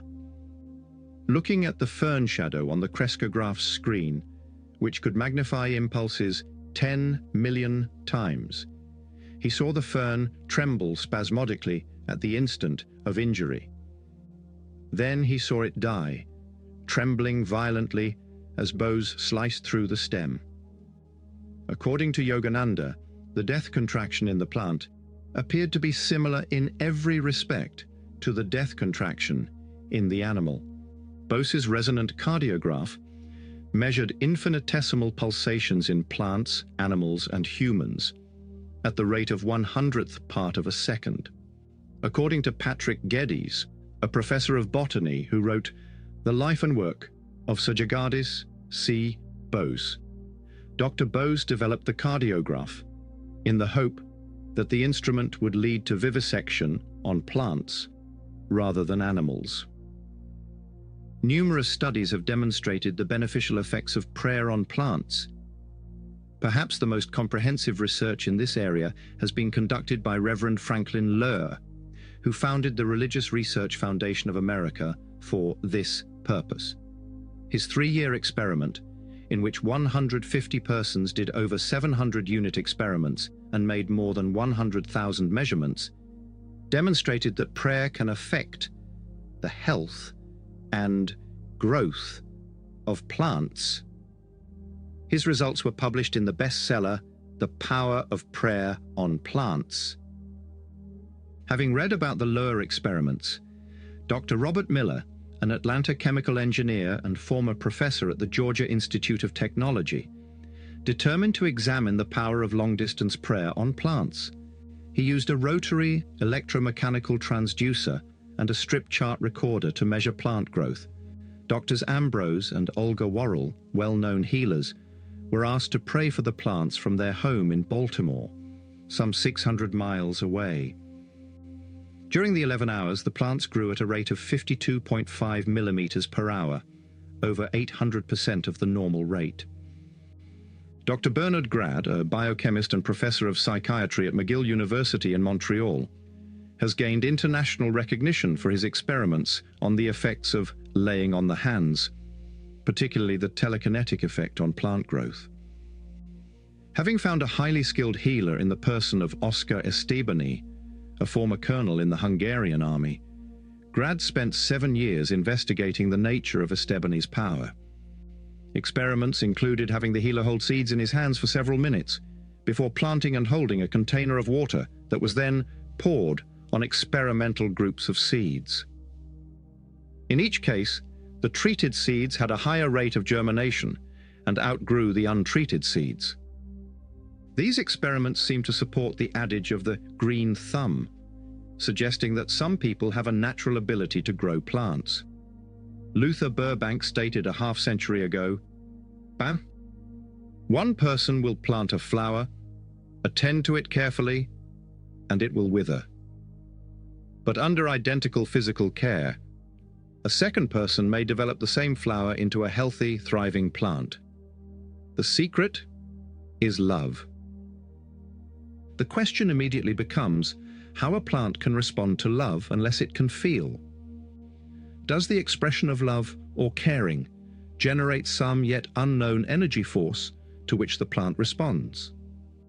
The above experiments demonstrate that unknown and invisible forces can alter the behavior of plants, sometimes drastically. The important thing is that when you examine these and other experiments mentioned later in this chapter about pyramid research, some intriguing parallels can be observed. Seeds and plants placed inside the pyramid space behave differently from those outside this space. In our early experiments with plants inside pyramid models, we observed a significant difference in the growth rate of the experimental plants compared to those placed outside the pyramids. These observations led us to believe that an energy force, either captured or generated by the pyramid, was affecting the plants. Could this effect be observed using time-lapse photography? What we saw, and subsequently showed to several scientific and lay observers, were plants gyrating in a symphonic dance as though orchestrated by an unseen conductor. Our first film featured a sunflower approximately 6 inches tall and slender, with 2 well-formed leaves positioned at the center of a glass pyramid, located at the level of the king's chamber, 1/3 the distance from the base to the apex. The plant followed an east-west cyclic movement. It bowed to the east, nearly touching the base, swept a semicircle to the south and back to the west, and finally straightened to the vertical, before starting the dance once more. The movement was repeated every 2 hours, according to a block placed beside the plant. Time-lapse photography has been used on several occasions over 2 years. For more than 2 years, the east-west movement remained unchanged. The pattern was always the same. Then suddenly, in July 1974, the east-west movement stopped, and the plants began moving in a north-south arc. We hypothesized that variations in sunspots or solar flares might be responsible for the change. Checks with meteorologists and space agencies, which measure these phenomena, failed to provide any clues, however. At the time of this writing, November 1974, the north-south movement continues. The radical change is of some significance, and we have even speculated that the plants are responding to modifications in our environment. We are continuing our investigation. Plants outside the pyramids fail to exhibit the same gyrations as those inside. Time-lapse photography reveals the plants as wallflowers, avoiding the energetic dance of their peers within the pyramids. Our experiments suggest that a wind is blowing in from the west. When an aluminium screen is placed on the west side of the plant, inside the pyramid space, the plants hesitate in their gyrations and then stop moving entirely until the screen is removed, or they grow above it. Only the part above the screen moves, while the blocked part appears to experience inhibition. As long as the screen remains vertically suspended on the west side of the plant does not wilt and stays healthy, yet it is strangely suspended in limbo. The energy field captured, enhanced, or generated by the pyramid encompasses some part of the electromagnetic spectrum, as evidenced by the presence of the aluminium screen, which appears to block a force field and suspend plant movement. According to our investigations, aluminium is the only metal that serves as an inhibitor. An electrical process produces aluminium and can be thought of as having an electrical component. The aluminium may create a negative field, or else serve to block the positive field. Seeds placed in saucers on aluminium foil did not germinate within 4 days, although seeds in identical saucers without the aluminium foil germinated within 2 days. Once the foil or screen has been left in the pyramid for approximately 2 weeks, it becomes saturated with pyramid energy and no longer serves as an inhibitor. When left outside a pyramid for any length of time, however, the aluminium loses its charge and reverts to its role as an inhibitor. When a magnet is introduced inside a pyramid, small plants stop their movement. A magnet placed beside a sunflower 6 inches tall stopped the plant's gyrations at the base level, although the top of the plant continued to move. When the magnet was removed, the plant resumed the movements from the base of the stem. Mysteriously, when plants are placed under plastic domes, permanent magnets appear to inhibit plant movement anywhere in the pyramid except those directly under the apex. In other words, the energy is sufficiently strong at that location to overcome a counterforce directed by the magnet. Remembering Dr. Bose's experience that plants nourished with feeble electrical impulses were healthy and happy. In contrast, plants given higher levels of electrical charge deteriorated.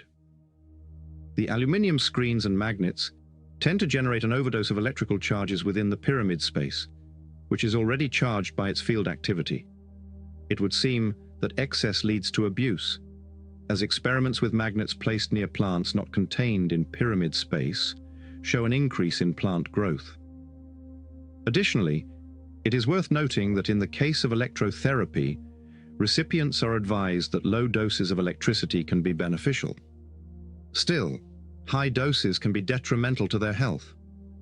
Regarding the generation of known electrical fields, the 5 open spaces or chambers above the King's Chamber in the Great Pyramid may have created a capacitor-like effect. The electrical qualities associated with the granite used in many parts of the pyramid, which originated from Aswan, possess a piezoelectric quality similar to that of quartz. The behavior of a sunflower, observed using time-lapse photography, appeared to be very human in its attraction to gold.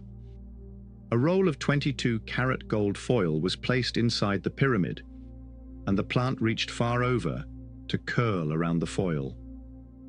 It finally swayed back in the opposite direction, but not nearly as far as usual, and quickly returned to embrace the foil. Anton Mesmer, greatly influenced by the writings of the 16th century physician Paracelsus, believed that plants and stars gave off a subtle and invisible magnetic fluid that influenced humans' health and well-being. He referred to this force as animal magnetism. Following Mesmer's death in 1784, his followers referred to themselves as mesmerizers. In 1841, the French scientist and magnetizer Charles Lafontaine conducted a series of plant experiments to determine whether the body magnetism that Mesmer believed he could generate and use for healing could affect lower life forms. Lafontaine made passes over a dying geranium. Not only did the plant regain life, but it grew larger and bloomed more profusely than other nearby geraniums. Excited by the success of Lafontaine, one of his associates, Dr. Picard, obtained similar results with a peach tree. Other experimenters collaborating with Lafontaine also achieved remarkable healing effects in fruit trees, resulting in a greater yield of fruit compared to control trees in the same plots. At present, Sister Justa Smith, an enzymologist and chairperson of the chemistry department at Rosary Hill College in Buffalo, New York, has become deeply involved in studying the effect of the force emanating from a healer's hands on enzymes. Dr. Smith has demonstrated that magnetic fields increase enzyme activity, while ultraviolet light damages it. She is now working with Esteban to examine his force field and its effects in comparison to a high magnetic field. Using 4 containers of enzymes, the untreated control vial remains at the same temperature as Estebani's hands. Estebani holds the second vial for 75 minutes. The third vial contains enzymes damaged by ultraviolet light, and Estebani treats this vial the same as the second. The fourth container of enzymes is exposed to a high magnetic field of 8,000 to 13,000 Gauss. The magnetic field of the Earth has been measured at less than 1 Gauss. One such experiment was conducted daily for a month, and Dr. Smith discovered a significant increase in the enzyme activity of the treated vials compared to the controls. The enzymes damaged by ultraviolet light and then treated by Estebani were found to be healed and brought back to regular activity. Of considerable significance was Dr. Smith's discovery that the activity of the enzymes in the vial treated by Estebani was the same as that of the vials subjected to a magnetic field of 13,000 Gauss. The question that Sister Justa Smith is asking is whether the force radiated by Estebani and similar healers, as well as the magnetically charged field, is the same force that typically promotes healing. She is also serving as director of the Human Dimensions Institute at Rosary Hill, which is involved in scientific research on the unknown dimensions of human potential. One of the Institute's projects is to measure the effects of ESP on plants. It is being conducted by Dr. Douglas Dean, on loan from the Newark College of Engineering. Dr. Dean has observed that students with the highest ESP scores can cultivate the largest plants. Nobody is surprised by the same force fields that trigger growth and healing. Still, the question raised by pyramid research is whether the energy available within the pyramid space is exact. There is some evidence to suggest that it possesses similar properties, including stimulation of plant growth, bacterial and enzyme activity, and indications of enhanced healing qualities, as described elsewhere in this book. Most of the literature on pyramids suggests that seeds germinate faster and plants grow faster when placed in them. Max Toth and Greg Nielsen state in their book, Pyramid Power, Horticulturists have found that seeds that were placed inside a pyramid before planting germinate more quickly and produce a stronger, healthier plant in a shorter period than seeds that had not been processed in a pyramid. Oregon psychosensitive Tenny Hale claims that she left a plant cutting out of water in a pyramid for 5 days, and it remained alive. When removed from the pyramid and placed in water to root, the cutting died within half an hour. Several experimenters have reported increased plant growth by treating water in a pyramid for a week or more before using it to water houseplants. We have had excellent results with tomatoes by growing them in the pyramid for 2 weeks before planting them outside. These particular tomatoes produced far more than the control plants. One plant had more than 100 tomatoes on it at one time. After starting them in a pyramid, another group of tomatoes thrived for a while. Later, bugs attacked them, so we placed a flat frame covered with galvanized screen on top of a metal pole and drove it into the ground near one of the plants, in the hopes that it would generate a magnetic field around the plant. It grew to more than 9 feet tall and produced tomatoes 8 feet from the ground. In the meantime, the remainder of the plants died. But the results are not always consistent. As with other types of experiments, erratic patterns occasionally developed, and opposing results were sometimes obtained from identical experiments, where all variables remained the same. For instance, seeds do not always germinate inside pyramids, and sometimes germinate more slowly than control plants outside the pyramids. In one experiment, we placed 4 trays, each containing 2 seeds of lima beans, pinto beans, and sunflowers on folded paper napkins. One tray was moistened with ordinary tap water, one with D-cell water. D-cells are discussed elsewhere in the book. One with pyramid water, and one tray was moistened with tap water and placed. We placed the trays in the multi-wave oscillators field for 1 minute. The seeds treated by the MWO germinated and grew 3 times faster than the seeds in the other trays. There was a slight variation in the germination and growth rate of the seeds in the other trays. Several people have inquired about the feasibility of constructing greenhouses in a pyramid shape. We suggest that additional research be conducted before they make an investment. While plants often thrive inside pyramids, sometimes they do not. Several verbenas placed in pyramids at various times quickly expired in each case. We have found that toadstools last for a very short time.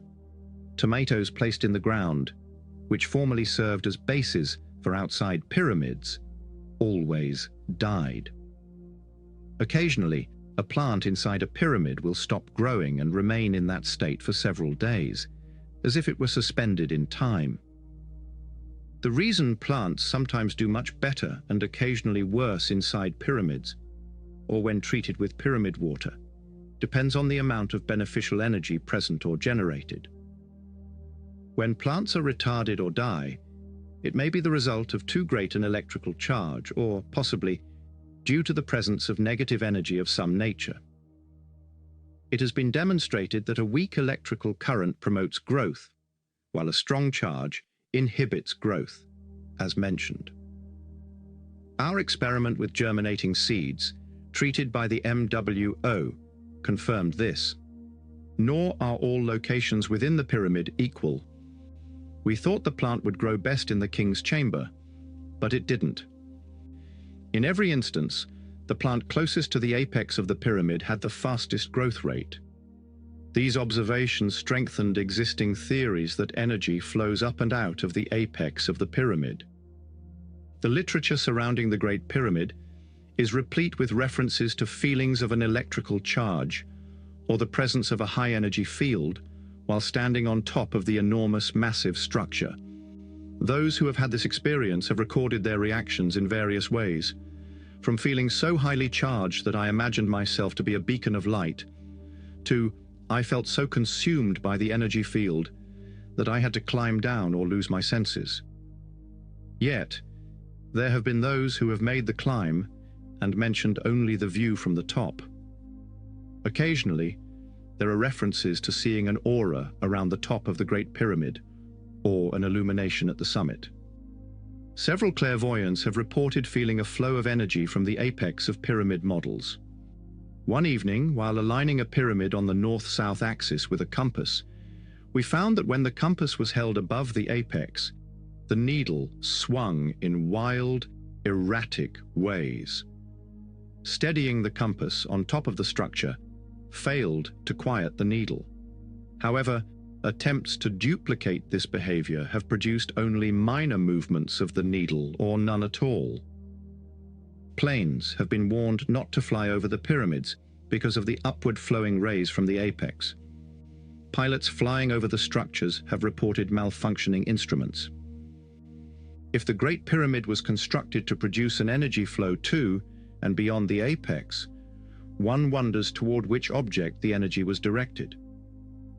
How do the quality and quantity of this energy differ from that produced in the king's chamber or other parts of the pyramid? The answers to these and many other questions that come to mind must rest with investigations yet to be carried out. The late Vernell Cameron of Riverside, California, researched pyramid shapes more than 20 years ago. One of the drawings in his notebook showed a flow of energy through the pyramid upward through the apex. The pyramid is not the best shape for growing plants. We had spoken with 2 experimenters who claimed to have achieved high rates of plant growth using cones. We decided to test the pyramid against 2 other shapes. We constructed a 3-sided pyramid with sides slanted at the same degree as the standard pyramid. The base was 9 3/8 inches square. The sides were 8 7/8 inches, and the apex height was slightly over 6 inches. 1.5 inches was removed from the apex to allow a small plastic pot to be suspended from the top. A cone was constructed of the same material, with a base diameter of 10 inches and a height of 10 inches. 2 inches were cut from the top to suspend a pot. The standard pyramid had an apex height of 6 inches, and 1.5 inches was removed from the top. In his notebook, Cameron records his observations about the effects of cones on plant growth. Eventually, I hung 6 aluminium closed-base 22-inch cones in a big tree behind my house. A single wire bled the energy off the apex of each, attached to the base of the next one. This arrangement kept the energy in a circuitous row, as each one gathered more energy and fed it into the circuit. The surplus energy was then led down another wire to a standard copper mesh scouring pad in the kitchen. At first, I used the cones with the bottoms open, but later I discovered that one cone with a thin aluminium sheet covering the bottom was approximately as powerful as the 3 with open bases. I also found that the cone need not be outdoors, but could be hung relatively high up on the wall inside the house. The length of the conducting wire is not essential. The current is not anxious to leave it. Neither is the wire size important. In one case test, I hung a cone on the garden fence and ran the wire to it and along under a row of radish seeds, half the length of the row. The seeds that were not planted over the buried wire germinated and grew normally, but those planted over the wire nearly all failed to grow. The few surviving plants soon wilted or did not develop. Again, we have an excess of energy that is negatively affecting the growth of plants. Cameron had used the cones singly to increase the growth rate. In Eason's notes, a series of cones was used, made of aluminium material. Aluminium, who worked with particular energy fields, referred to this energy as orgone, a cosmic energy that obeys functional rather than mechanical laws. He constructed orgone accumulators known as oracus. With these experiments, Reich and others demonstrated the existence and effects of orgone energy. While the work of Reich is discussed elsewhere in the book, we note in this chapter on plants that experimenters have reported growing plants rapidly and vigorously in a greenhouse. The oracu is generally a 6-sided box, with all sides made of alternating layers of organic and non-organic materials. In his book, The Cancer Biopathy, Reich notes that a grass infusion develops no protozoa, or very few when kept from the beginning in the orgone accumulator. Orgone energy charges the grass tissue and prevents its disintegration into protozoa. The study of energy fields that partake of but also lie outside the electromagnetic spectrum, whether we refer to them as cosmic, pranic, odic, psychotronic, or organic, has brought us to a point where we are faced with consciousness at the cellular level and below. The examination of plants has played an integral role in the investigation of these unknown energies and their expression through emotional and mental channels. Plants and humans appear to share a close affiliation that extends beyond the mere exchange of chemical substances. The transfer of energy and communication between humans and plants has been under scrutiny by Dr. Marcel Vogel, ever since he read about the Baxter experiments. Vogel is a senior research chemist at International Business Machines and the recipient of several scientific awards. He proved to himself that energy directed by the mind can affect the energy fields of plants by keeping a picked elm leaf alive and green for 4 weeks, by sending it mental energy, while a control leaf dehydrated and turned brown in a few days. Vogel holds the belief that preforms, or ghost images of pure energy, anticipate the formation of crystals in a solid state. Given the evidence of plants absorbing human intentions, Vogel deduced that intent generates an energy field. In the spring of 1971, Vogel initiated experiments to determine the exact moment when a plant entered a state of recordable communication with a human subject. He attached a galvanometer, which produced a straight baseline to a philodendron. He stood in front of the plant, relaxed, breathed deeply, and sent affectionate and loving thoughts toward it, much as one might do toward a friend.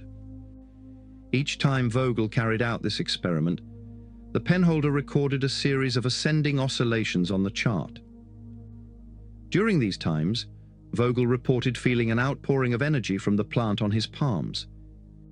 It may be of some significance to note the parallels between the occasional erratic behavior of plants placed within pyramids and the fact that Vogel discovered that some philodendrons responded faster than others, some more distinctly, and that not only plants but individual leaves demonstrated their unique behaviors.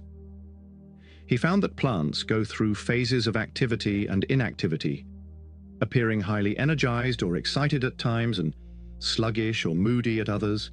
From his own experiences, Vogel knew that masters of the art of yoga and teachers of other forms of deep meditation, such as Zen, are unaware of disturbing influences around them when in meditative states.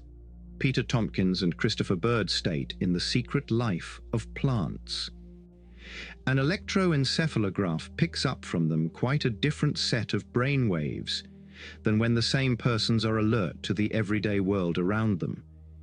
It became clearer to Vogel that a specific focused state of consciousness on his part seemed to become an integral and balancing part of the circuitry required to monitor his plants. A plant could be awakened from somnolence to sensitivity by relinquishing its usual conscious state and focusing a seemingly unconscious part of its mind on the exact notion that the plant be happy and feel loved, that it be blessed with healthy growth. In this manner, both the man and the plant interacted and collectively absorbed sensations from events or external sources, which the plant then recorded.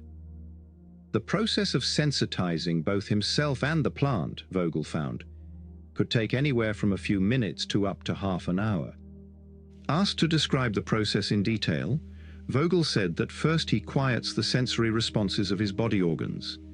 Then he becomes aware of an energetic relationship between the plant and himself.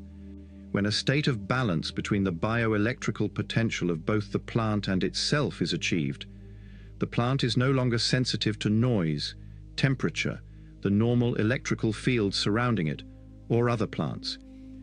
It responds only to Vogel, who has effectively tuned himself to it, or perhaps hypnotized it.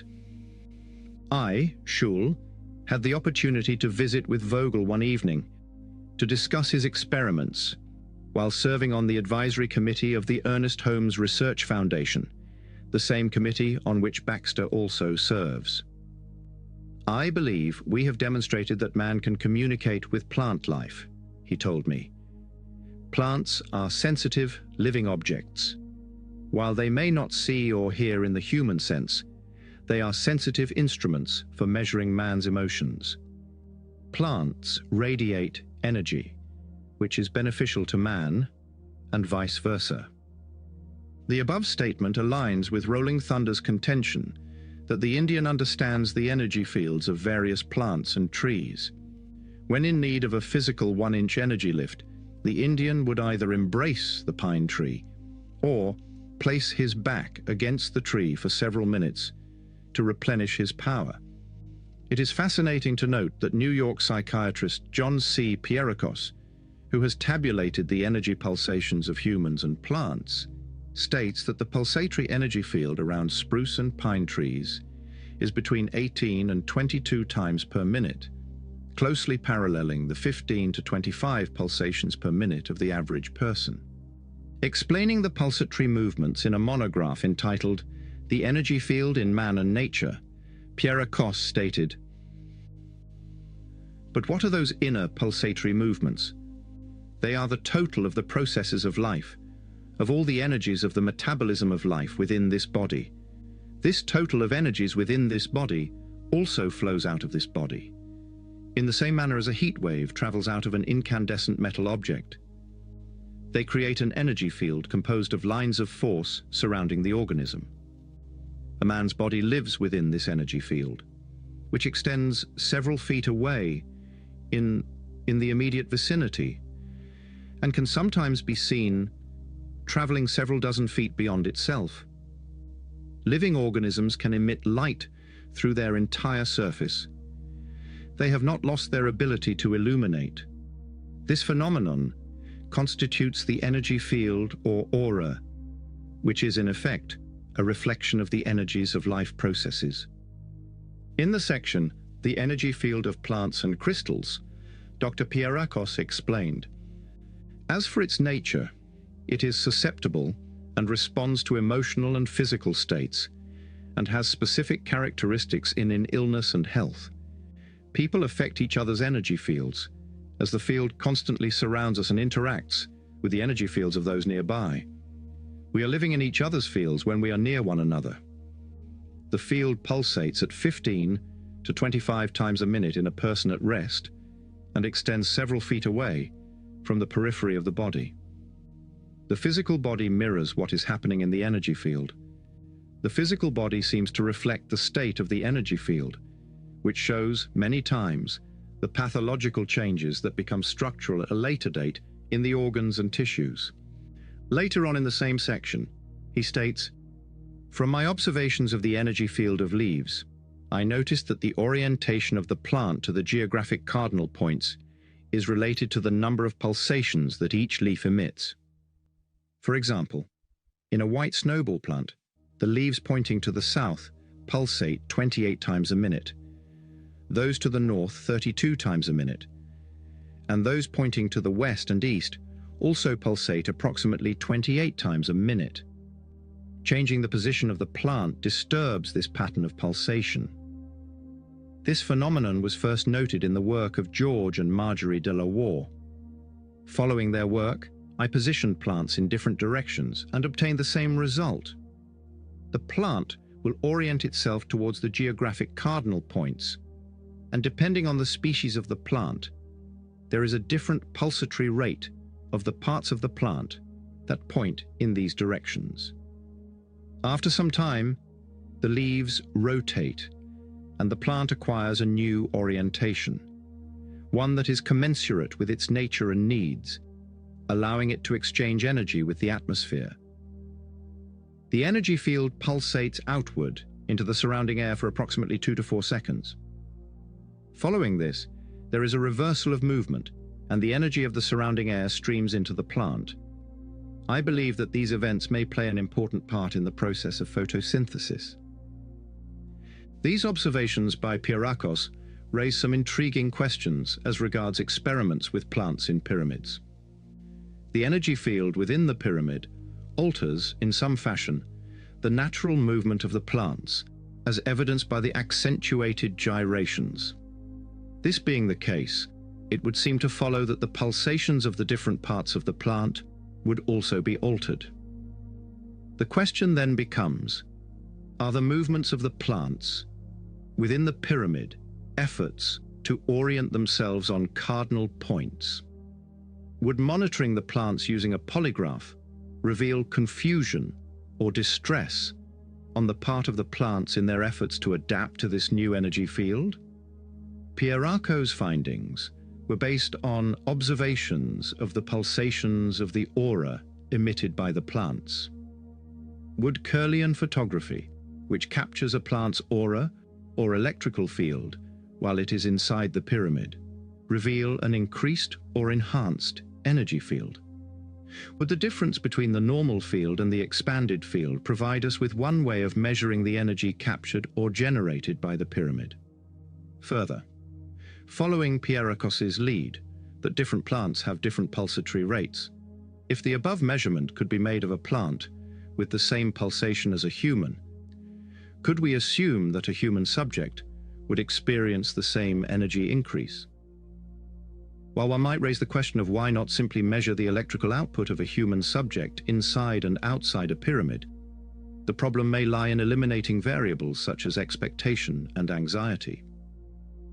A sufficient number of measurements, however, should enable the experimenters to deal with these variables.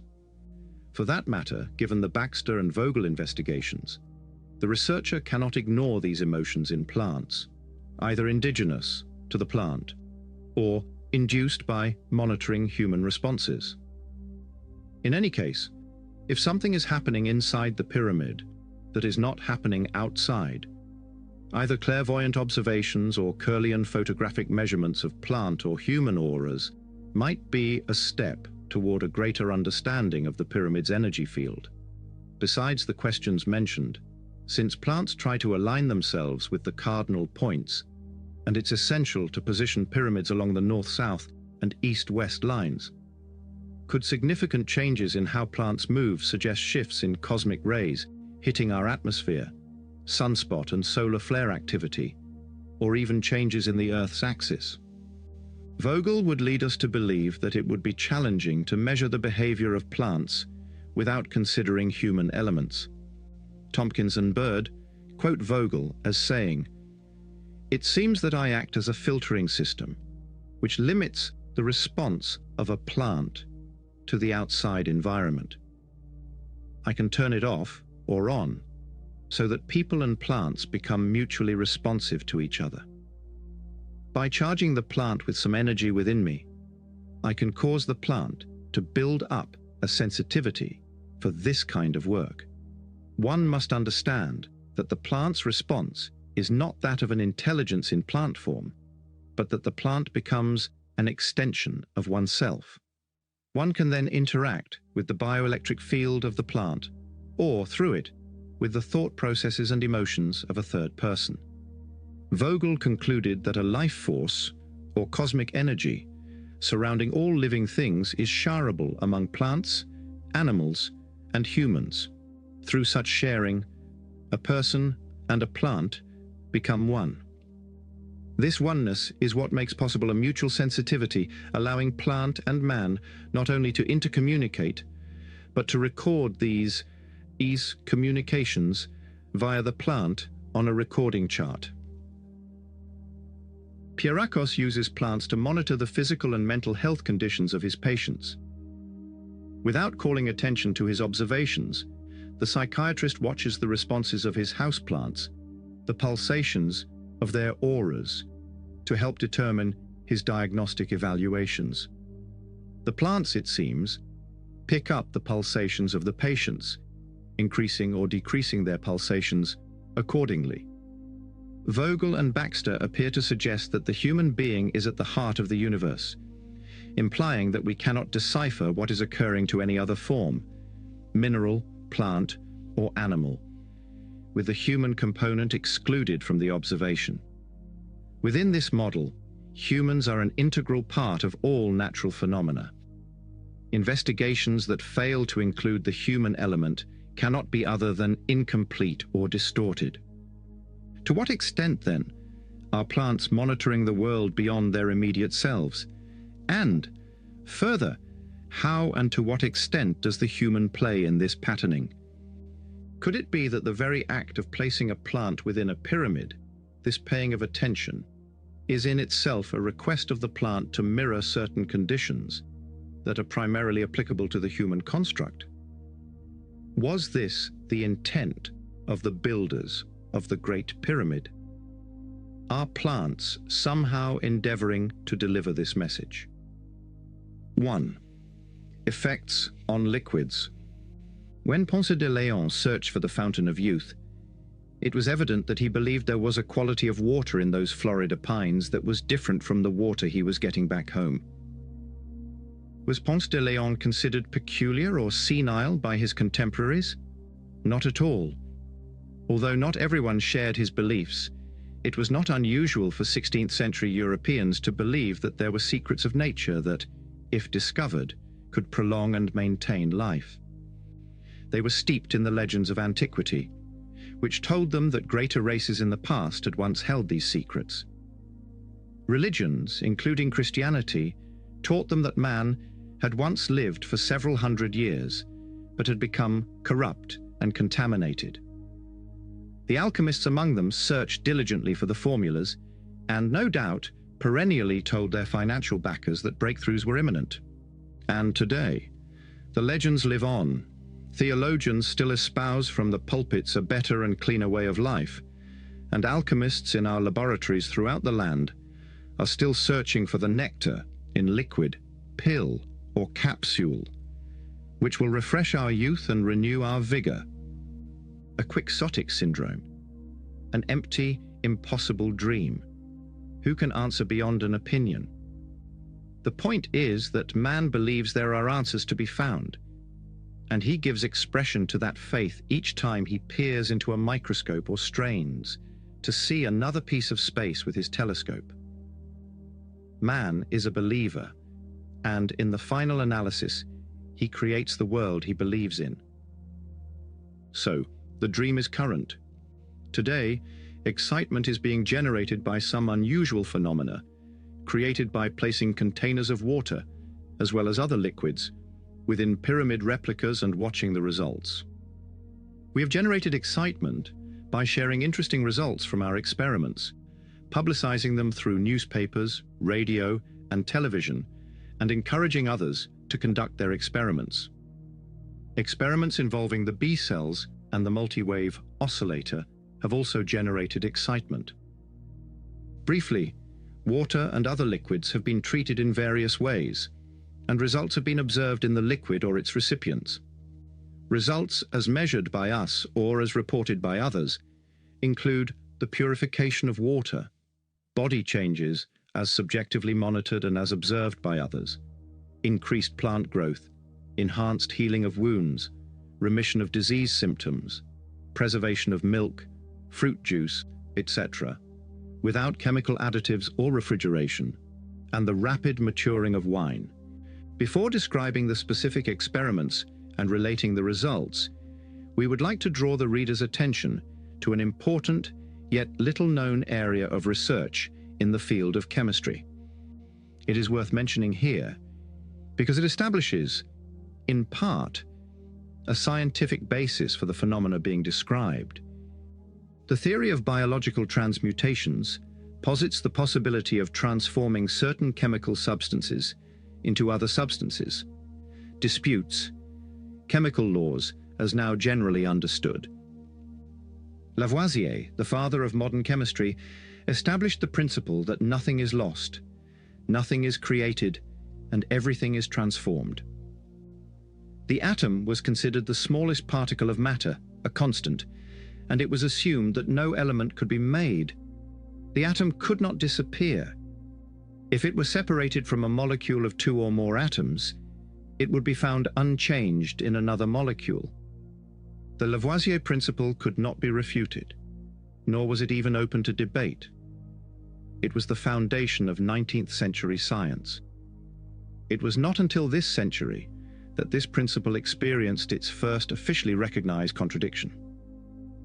Marie Curie's discovery of natural radioactivity revealed that some substances can be transmuted into different substances, a concept for which the alchemists of the Middle Ages were later ridiculed.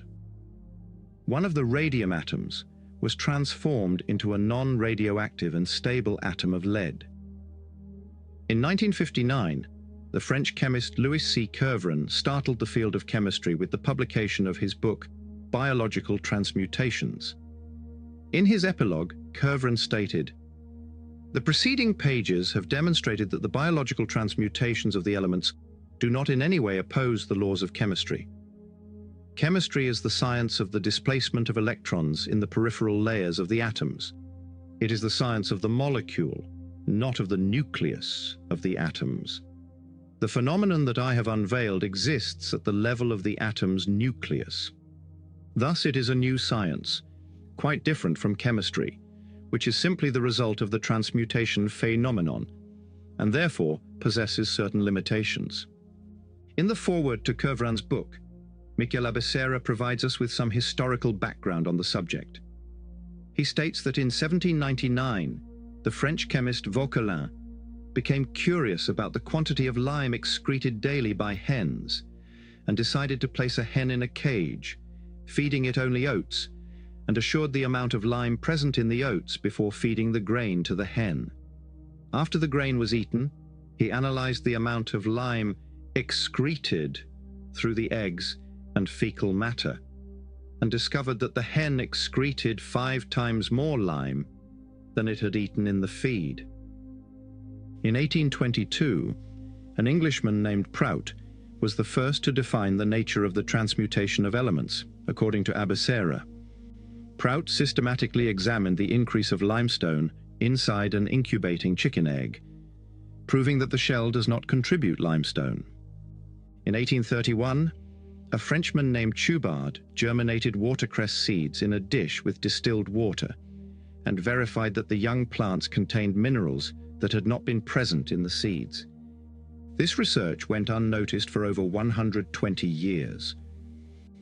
Kervran's unveiling, however, has drawn attention in Europe, where chemists and other scientists are divided over his findings. Kervran cites many cases in his book. He contends that the problems of decalcification and bone strengthening must be reinvestigated, and he points to the rapid healing of bones through the use of organic silica. The chief surgeon of a hospital requested Kervran's help when he was faced with a delicate case involving a young man whose bones were severely broken in an accident. The classical treatment of vitamin D, combined with a phosphocalcic salt formula, failed to bring about any improvement. Kervran administered organic silica, and the bones rapidly healed.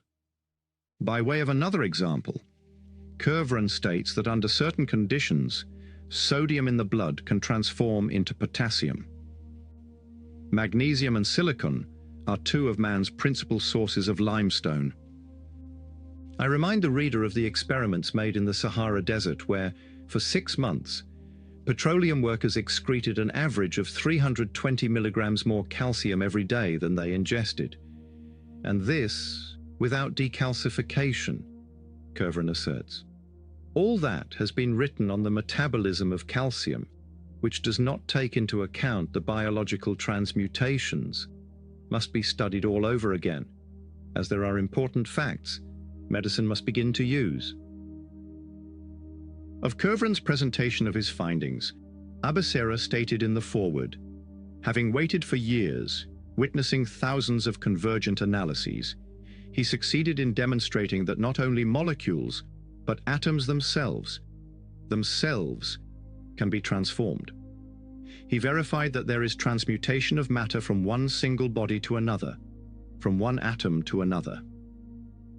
If, indeed, A does not always remain A, but can instead become B, then we are faced with the need for greater insights into the nature of chemical substances.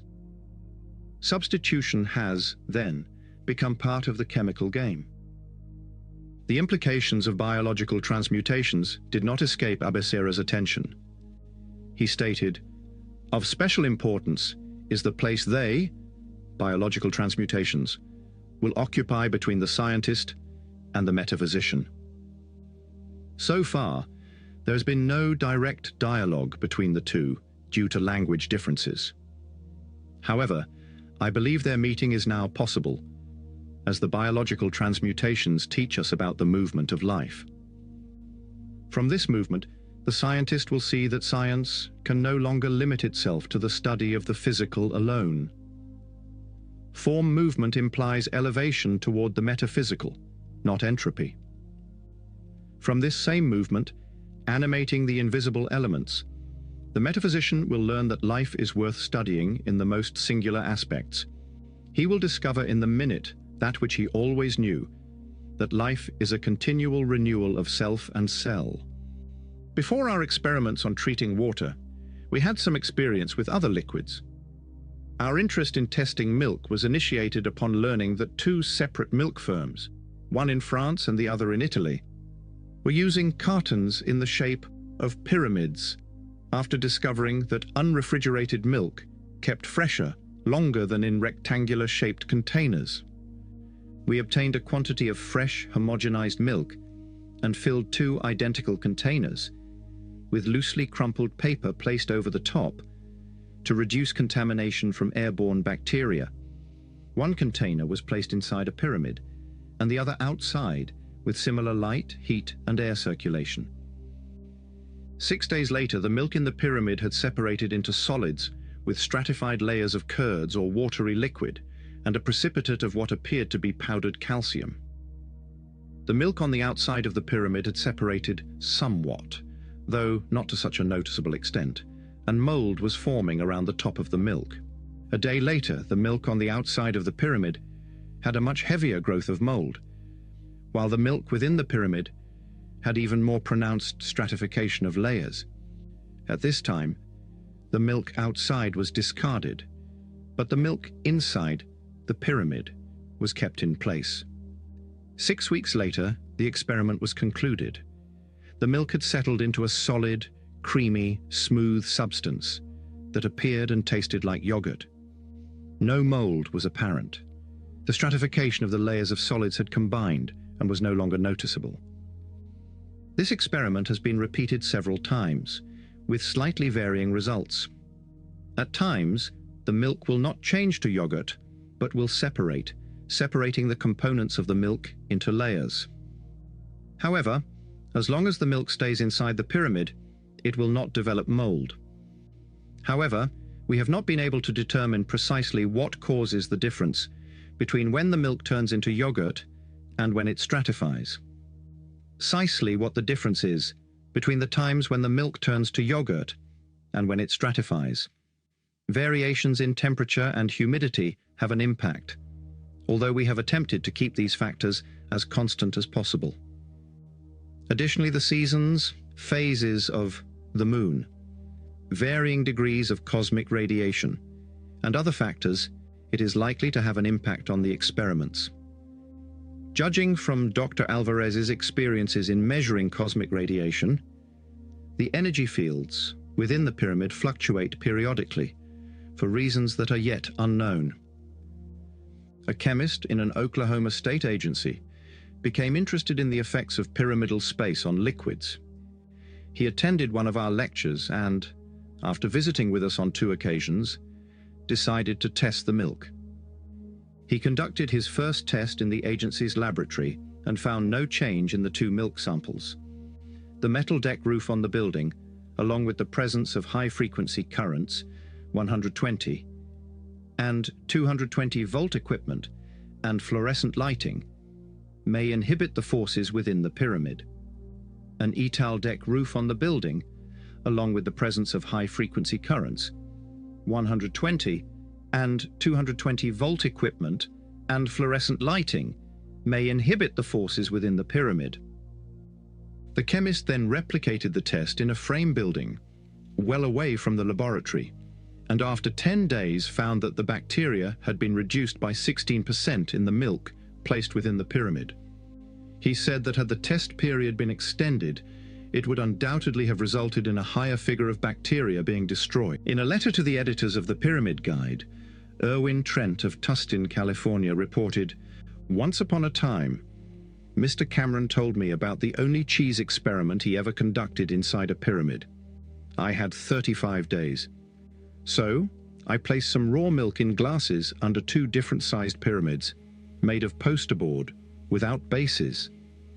In about a week, a 1/16 inch thick surface developed with a light brownish color on top. In 2 weeks, cheese accumulated underneath it, and a heavy cheese odor was apparent at all times thereafter.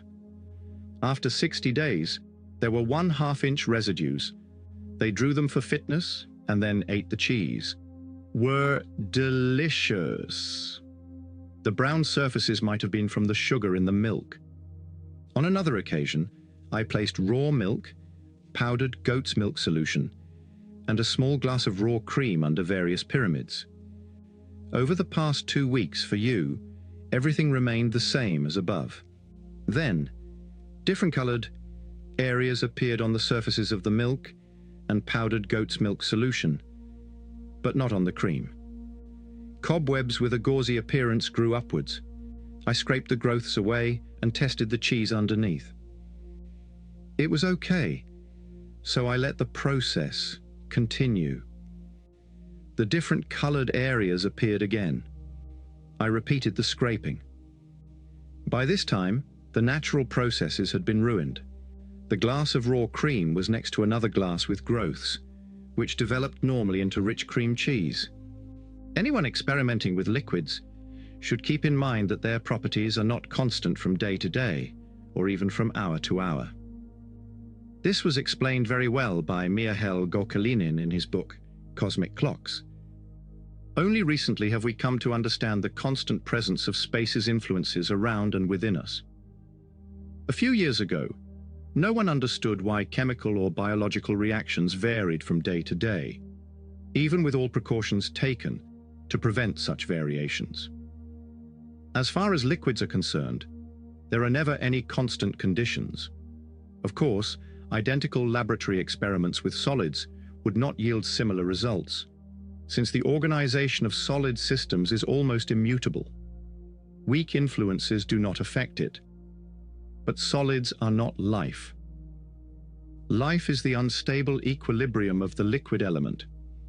No amount of precaution can shield the unstable structure of liquids from the effects of outside forces.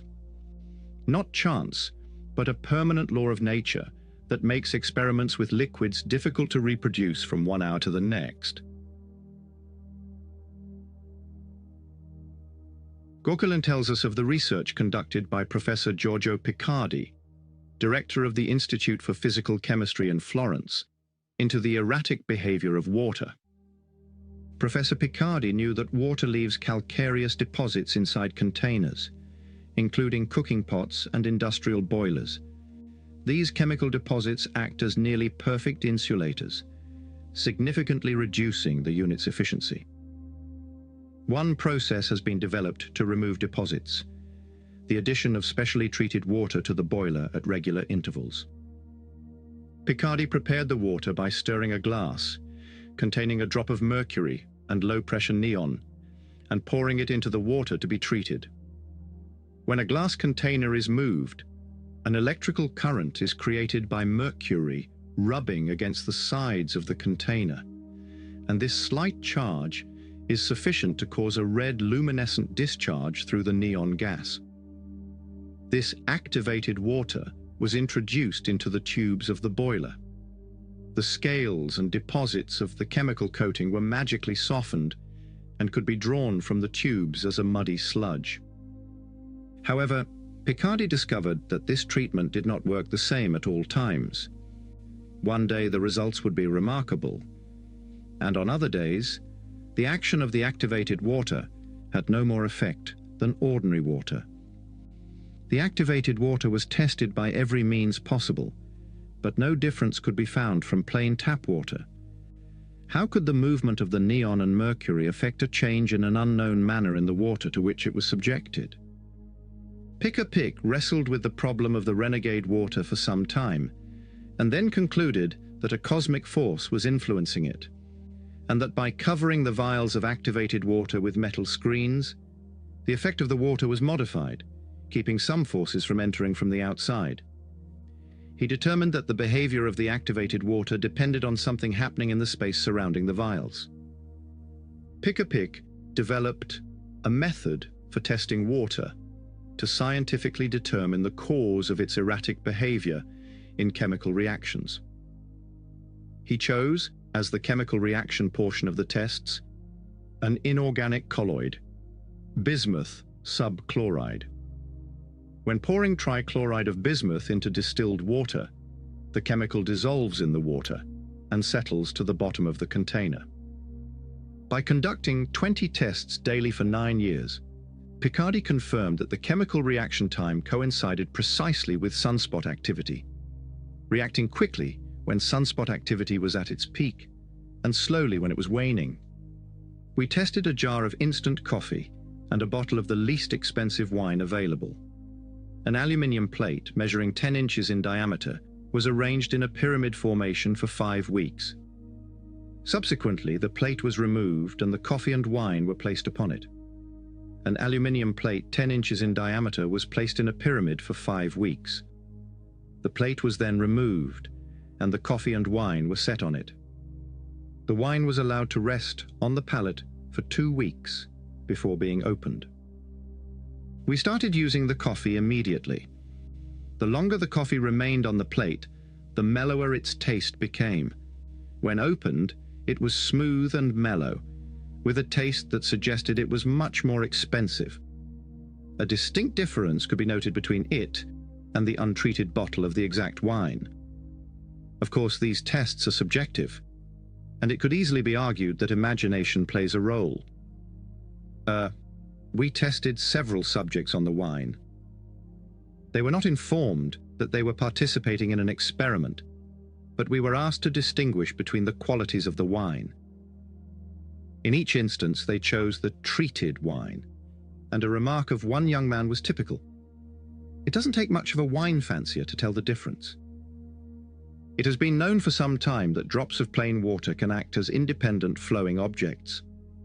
When dropped into clean water, some of the drops will form perfect spheres and float or roll on the water's surface, subject to the slightest breeze. Experiments were made using plain water and pyramid water, which had been in the force zone of the pyramid for 4 weeks. Droplets of water were obtained by punching a hole in the bottom of a small metal container. The container was first filled with plain water and held over a pan of plain, clear water. This pan had been filled to the point that the water formed a convex shape, and a meniscus had formed at the rim. When the drops from the can struck the surface of the water in the pan, small spheres were formed. Some remained on the surface, while others flowed to the edge and out of the water. However, when pyramid water was placed in the can, the drops were less consistent in forming small spheres. Theories indicated that the molecules of the pyramid water had been separated by the pyramid force, thus having the effect of somewhat lessening the surface tension of the water droplet.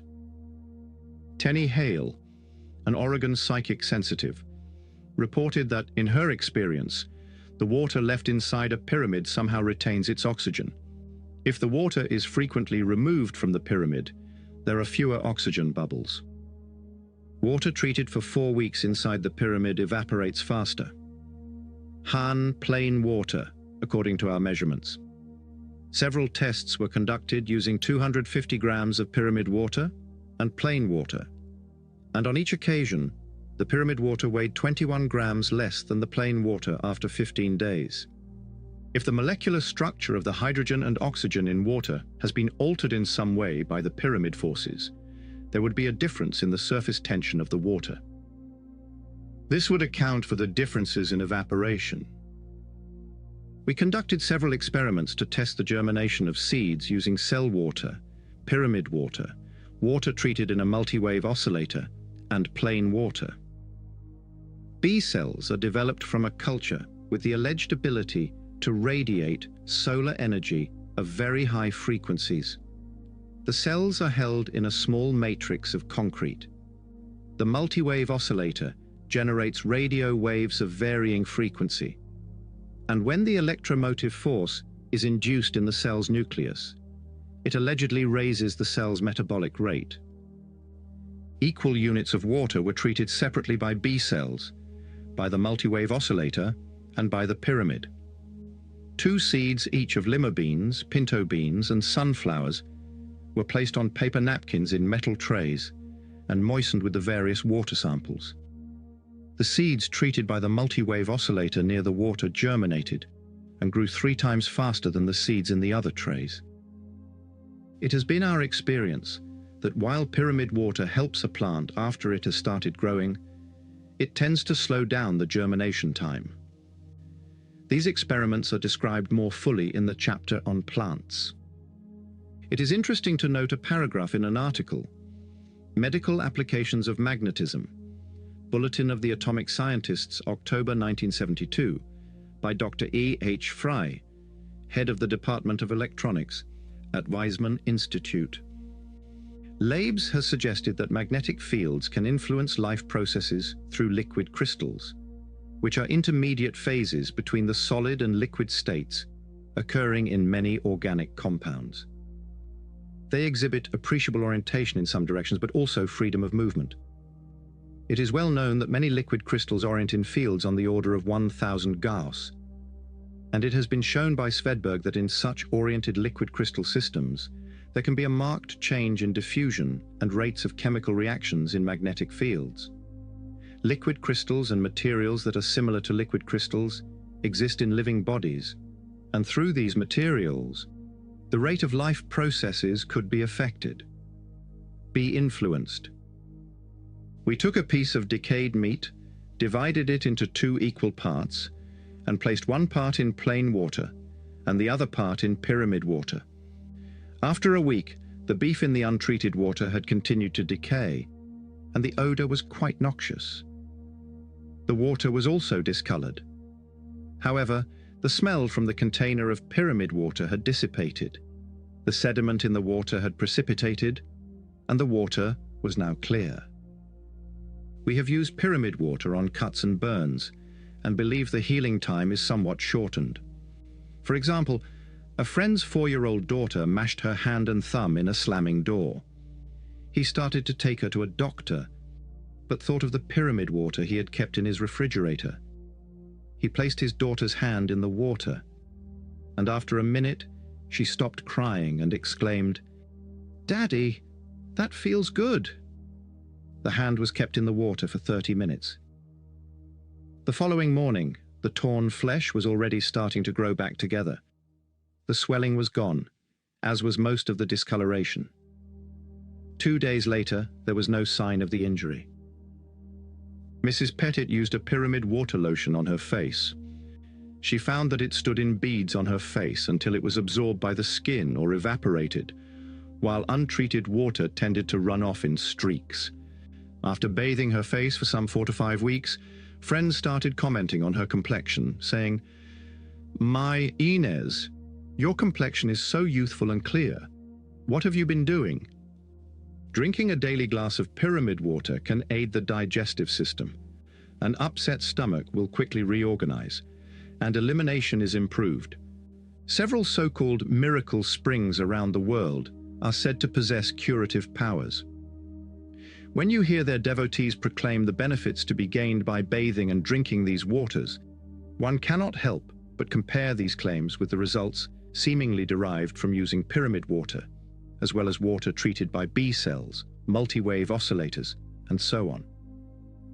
In Health Secrets from Europe, Paavo O. Airola discusses the use of water in treatment and mentions a water treatment clinic in Germany. The modern inquiry in balneology, the medical science of curing and preventing sickness by bathing, and the medicinal value of mineral waters is recent and as yet incomplete. However, what is already known indicates that mineral waters do indeed have curative properties, and they should, since disordered mineral metabolism and biochemical derangement are at the root of many diseases. However, what is even more important is that these waters in Bad Pyrmont have been used for healing purposes for almost 2,000 years, and patients and doctors have benefited from them. Patients see examples of it every day. And the question one finds oneself asking is water, which is so essential to life, the agent for the transference of not only minerals, but also known and unknown energy forces to cellular life? Can certain conditions enhance this transference of energy? In Christopher Hill's book, Nuclear Evolution, we find the following paragraph on the nature of water.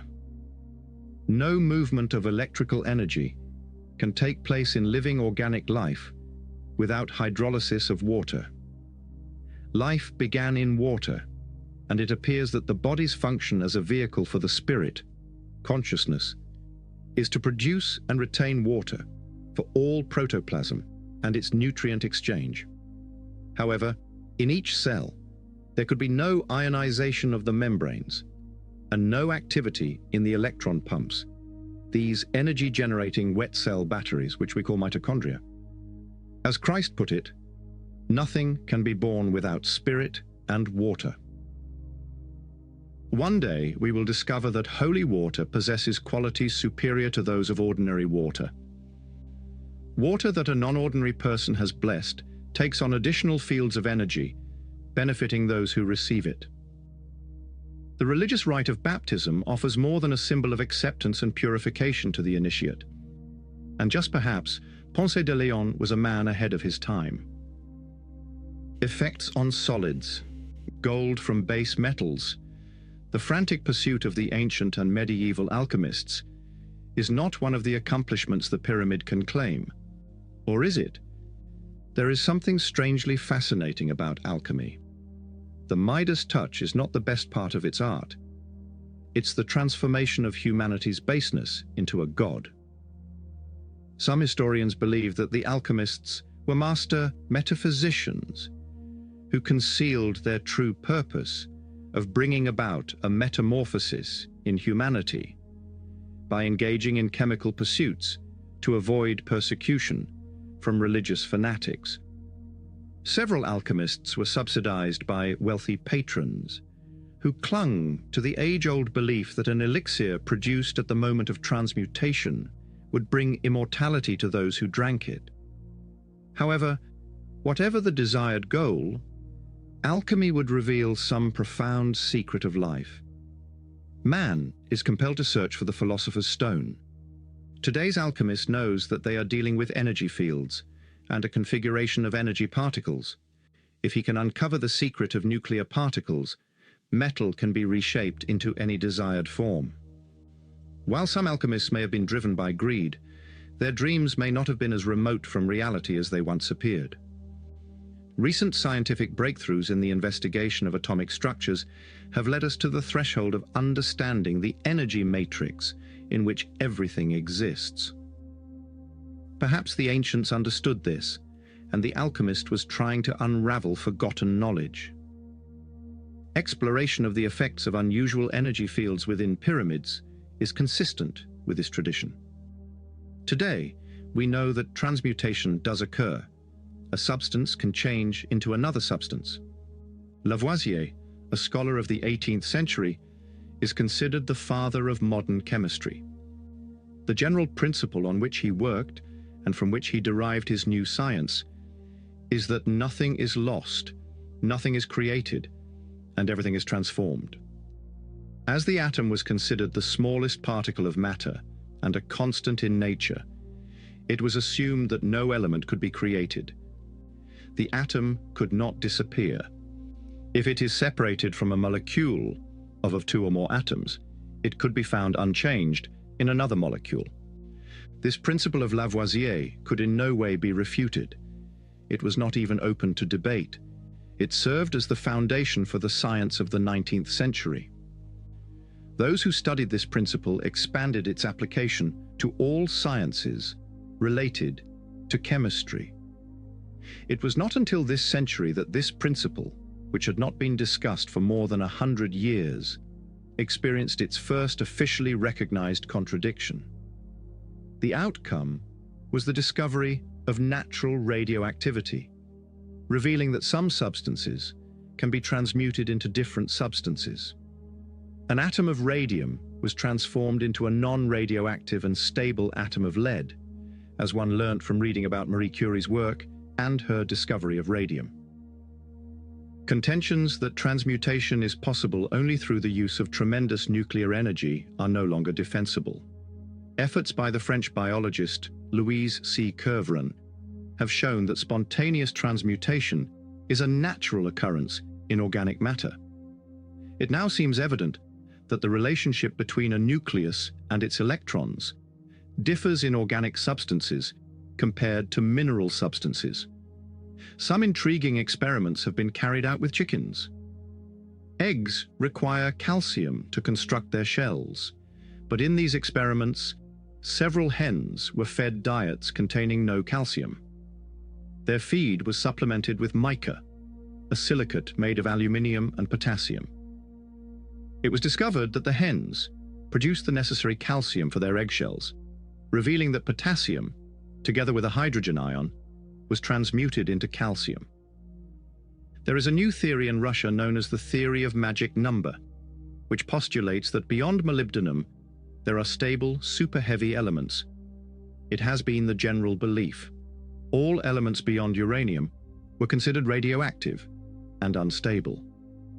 There is currently speculation about a component with a weight of 310 and an atomic number of 135.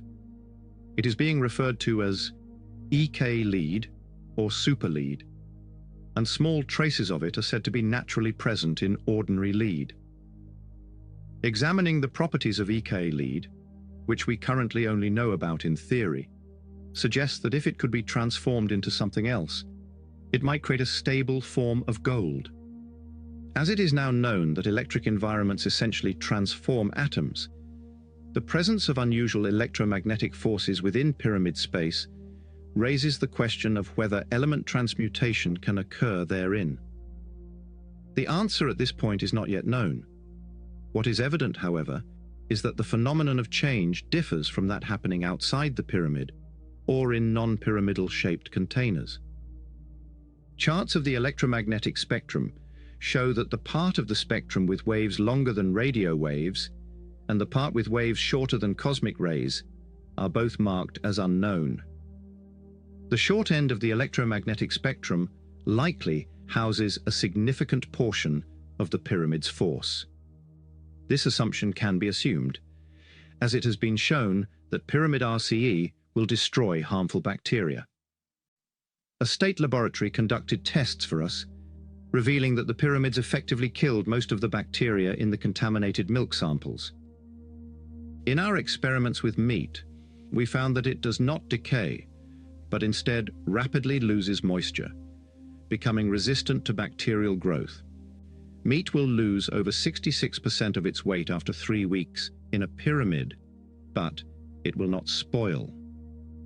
Compare such results with the everyday use of ultraviolet light to kill harmful bacteria in meat and prevent the formation of other bacteria. Meat can thus be stored at a higher temperature without the threat of deterioration. To conduct a comparison test of various edibles, we prepared 5 identical cardboard pyramids made of 6-ply poster board. Each pyramid had a base size of 9 3/8 inches and stood 6 inches high. Ventilation was provided for all the pyramids by cutting 3/4-inch holes from the apex on all sides. One portion of each food was placed in the king's chamber area of each of the 5 pyramids, and similar specimens were placed on the table outside the pyramids. We selected 4 eggs, each weighing 51 grams.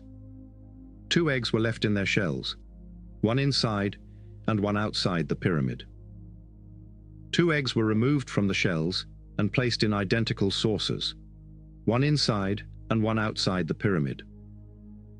Experiment and control samples were obtained from fresh calf liver, as were 2 specimens of fish and 2 samples of sirloin steak. The sirloin steaks were trimmed to have the same fat and texture.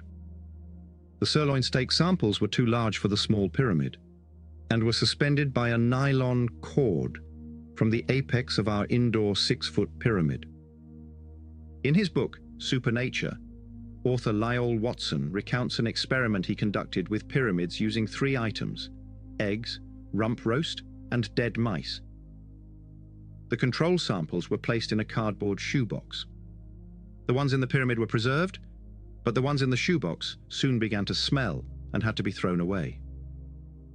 He commented, "I am forced to conclude that a cardboard replica of the Cheops pyramid is not just a real one. It is merely a cardboard arrangement of paper pieces, but it does possess special properties." Dr. Boris Verne, director of the Pyramid Research Project for Mankind Research Unlimited Inc., Washington, D.C., conducted several experiments using plastic pyramids 10 inches high and plastic cubes of equal volume. He reported that raw eggs in the pyramids hardened and dried in less than 3 weeks. Molds placed on the eggs would not grow. The control eggs remained moist and were receptive to mold growth. Several years ago, the late Werner Cameron, a California researcher, placed a small pyramid in his bathroom, which is the hottest and wettest room in his house. These conditions are not conducive to food preservation. He put a piece of fatty pork inside the pyramid. After 3 days, he noticed a faint odor, but after 6 more days, the smell vanished, and the pork was mummified. The piece of meat remained in the pyramid in the bathroom for several months, and Cameron claimed that it was perfectly edible. The food preservation aspect, mummification, and the enhanced dehydration rate then give some indication that the force inside the pyramid is at the short end of the electromagnetic spectrum. But there are magnetic qualities as well, to wit, the sharpening effect of razor blades, with reports of upwards of 200 shaves from a single blade. The success rate depends on the quality of the blades, with high-grade steel producing the best results. The more non-ferrous material there is in the blade, the less effect the pyramid force has on the molecules of the metal. If the force is electromagnetic, it may behave like some known parts of the electromagnetic spectrum, such as visible light. Visible light remains a scientific puzzle. Some theories appear to answer most of the qualities needed to explain the observable actions of light, but these remain theoretical. At present, it is assumed that light is an electromagnetic wave, or a procession of photons, particles having no mass but possessing energy. Due to this property of light, it is bent or refracted when it passes from one medium to another. For example, when a ray meets a glass surface at an angle, it is reflected. Let us assume that the ray penetrates the angled side of the pyramid, and, in doing so, it is bent, perhaps in proportion to the energy particles making up the ray. Assuming the ray is coming from the west, the force will travel by reflection inside the pyramid shape, passing periodically through the central point in the pyramid, beneath the apex. This is where all the action is. The edge of a razor blade has a crystal structure, and crystals grow by reproducing themselves. Some of the crystals on the blade's edge wear away as it becomes blunted. Theoretically, the crystals can replace themselves. It is known that sunlight radiates in all directions. Yet sunlight reflected from an object, such as the moon, is partly polarized and primarily vibrates in one direction. The edge of a blade could be destroyed when left in the light of the moon, and this happens. This, however, does not explain the sharpening action of the pyramid. One can only guess that pyramids act as lenses that focus energy, or as resonators that collect energy, thereby encouraging the growth of crystals. The direction in which a crystal is placed appears to determine the amount of vibratory activity. In his paper, The Energy Field in Man and Nature, John C. Pierrakos stated that crystals pulsate at different rates, depending on their orientation, relative to the geographic cardinal points. For instance, he said, when the leading edge of a quartz crystal is pointed to the south, the pulsatory rate is approximately 9 per minute. When pointed to the west, its rate is 6 per minute. It is 4 per minute when pointed north, and it increases to 14 per minute when pointed east. To explore this phenomenon further, it is known that the Earth rotates from west to east, and a western stream of force might conceivably, upon contacting the Earth's atmosphere, follow it around, thus causing the flow of energy to move in the same direction. For several years, scientists have known that the air surrounding the Earth is slightly ionized. Initially, scientists believed that highly penetrating radiation caused this ionization. It was found that the further into the ocean a unit was lowered, the fewer ionized particles were visible. It appeared that the mass of water absorbed some of the radiation. Initially, it was believed that the radiation originated from radioactivity within the Earth itself. However, when ion-sensing units were sent into the upper atmosphere, it was found that the higher the units were sent, the greater the ionization. These findings indicated that the radiation originated from outer space.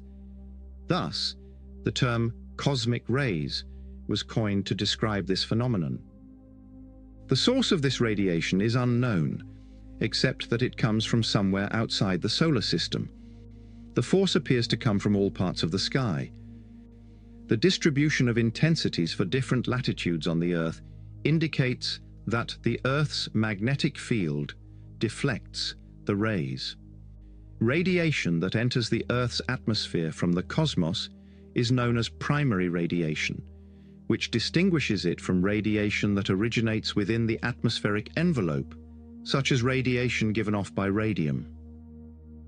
Further observations now indicate that this radiation, although emanating from all directions, appears to originate more from the west than from any other direction.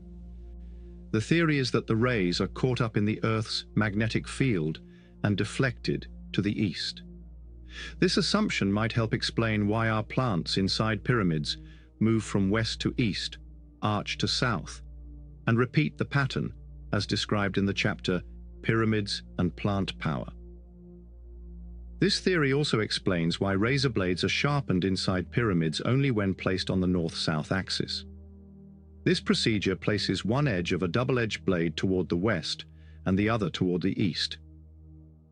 We have found, and others have reported, that on some days, a razor blade seems sharper than on other days.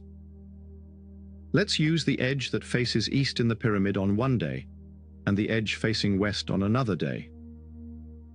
If water tends to absorb ionized particles, as described above, then the dehydrating effect of the pyramid might also help explain why razor blades stay sharp inside the pyramid space. It is known that water can reduce the firmness of steel by more than 20%. The pyramid, or other appropriate sonant cavities, would seem to be the only device that can help the crystal gaps in the razor blade edge by driving out the dipole water molecules through resonant action on the dipole, as has been explained by Karel Drubal, the Czechoslovakian radio engineer who discovered the razor sharpening abilities of pyramids. It can be said then that the pyramid dehydrates the edge of the razor blade. The German scientists Born and Lertes demonstrated that using microwave energy in a resonant cavity, such as a pyramid, can affect the behavior of water molecules. Born and Lertes found that microwaves with a centimeter wavelength and their harmonics can produce an accelerated rotation of the water dipole molecules. This, in effect, results in a dehydration process, or the driving out of water dipole molecules. This process appears to be a form of electromagnetic dehydration. Why is it then that pyramids constructed of dielectric or non-conducting materials seem to work better than those constructed of conducting materials? The answer appears to be that microwaves can penetrate the material and energize the resonant cavity of the pyramid. Pyramids covered with aluminium screens or foil do not exhibit the same qualities as those covered with plastic, wood, canvas, or other materials. A sheet of aluminium foil or screen placed inside the pyramid and to the west of a plant inhibits the plant's gyrations. In fact, the plants become immobile, as observed in our time-lapse photography. In the chapter on plants, we describe our experiments with metals and plants. However, it is worth repeating here that aluminium is the only material that appears to exhibit inhibiting properties. Aluminium is an alloy produced by an electrical process, and we initially speculated that it acts in a negative or blocking fashion to the energy field entering the pyramid from outside. However, it may not be providing an additional charge that, combined with other electromagnetic forces, results in an overdose. The fact that magnets placed inside the pyramid also inhibited the gyrations of plants tended to support the latter theory. However, to complicate our problem, seeds placed on aluminium foil failed or germinated more slowly than seeds placed on other materials. An answer lies in the evidence that aluminium appeared to hinder enzyme activity. Healers can improve seed germination and increase plant growth by radiating energy from their hands, and they can also enhance enzyme activity. A friend of ours, Charles Rhodes, has been quite successful as a healer. Knowing how to do so, he challenged us by proposing to sharpen razor blades by treating them with his hands. Some 700 shaves later, he is still using the same razor blade with which he started the experiment. The qualified healer can emit the same energy from his hands that is present in pyramids. If aluminium blocked this energy and inhibited enzyme activity, it would naturally have the same effect on plants. If so, the impact of aluminium and magnets on plants couldn't be compared. Aluminium served as a barrier, whereas magnets appeared to produce an overdose.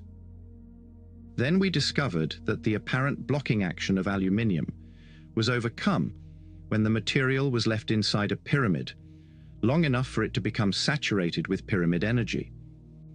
After 2 weeks, we found that plants no longer exhibited any inhibition due to the presence of aluminium inside a pyramid. They behaved as though the aluminium was not present, and foil treated in this manner served as a substitute pyramid. The atoms in the aluminium absorbed energy by resonance. When the foil was removed from the pyramid, the atoms were no longer receiving external energy, and the electron orbits began a slow process of decay. As this happened, it released energy and could be used in the same manner as the pyramid itself. Seeds placed on the treated aluminium germinated as quickly as those placed inside pyramids, and plants presented similar gyrations as their enclosed peers. We tried an experiment with a beef roast. We wrapped 2 identical pieces from the same roast in treated and untreated aluminium foil. The roast cooked in the treated foil was done in 1/3 the time required for the roast, wrapped in the untreated foil. In the final analysis, we concluded that the aluminum's electrical qualities appear to absorb energy within the pyramid, rather than block it, preventing that energy from affecting plants, enzymes, and other elements.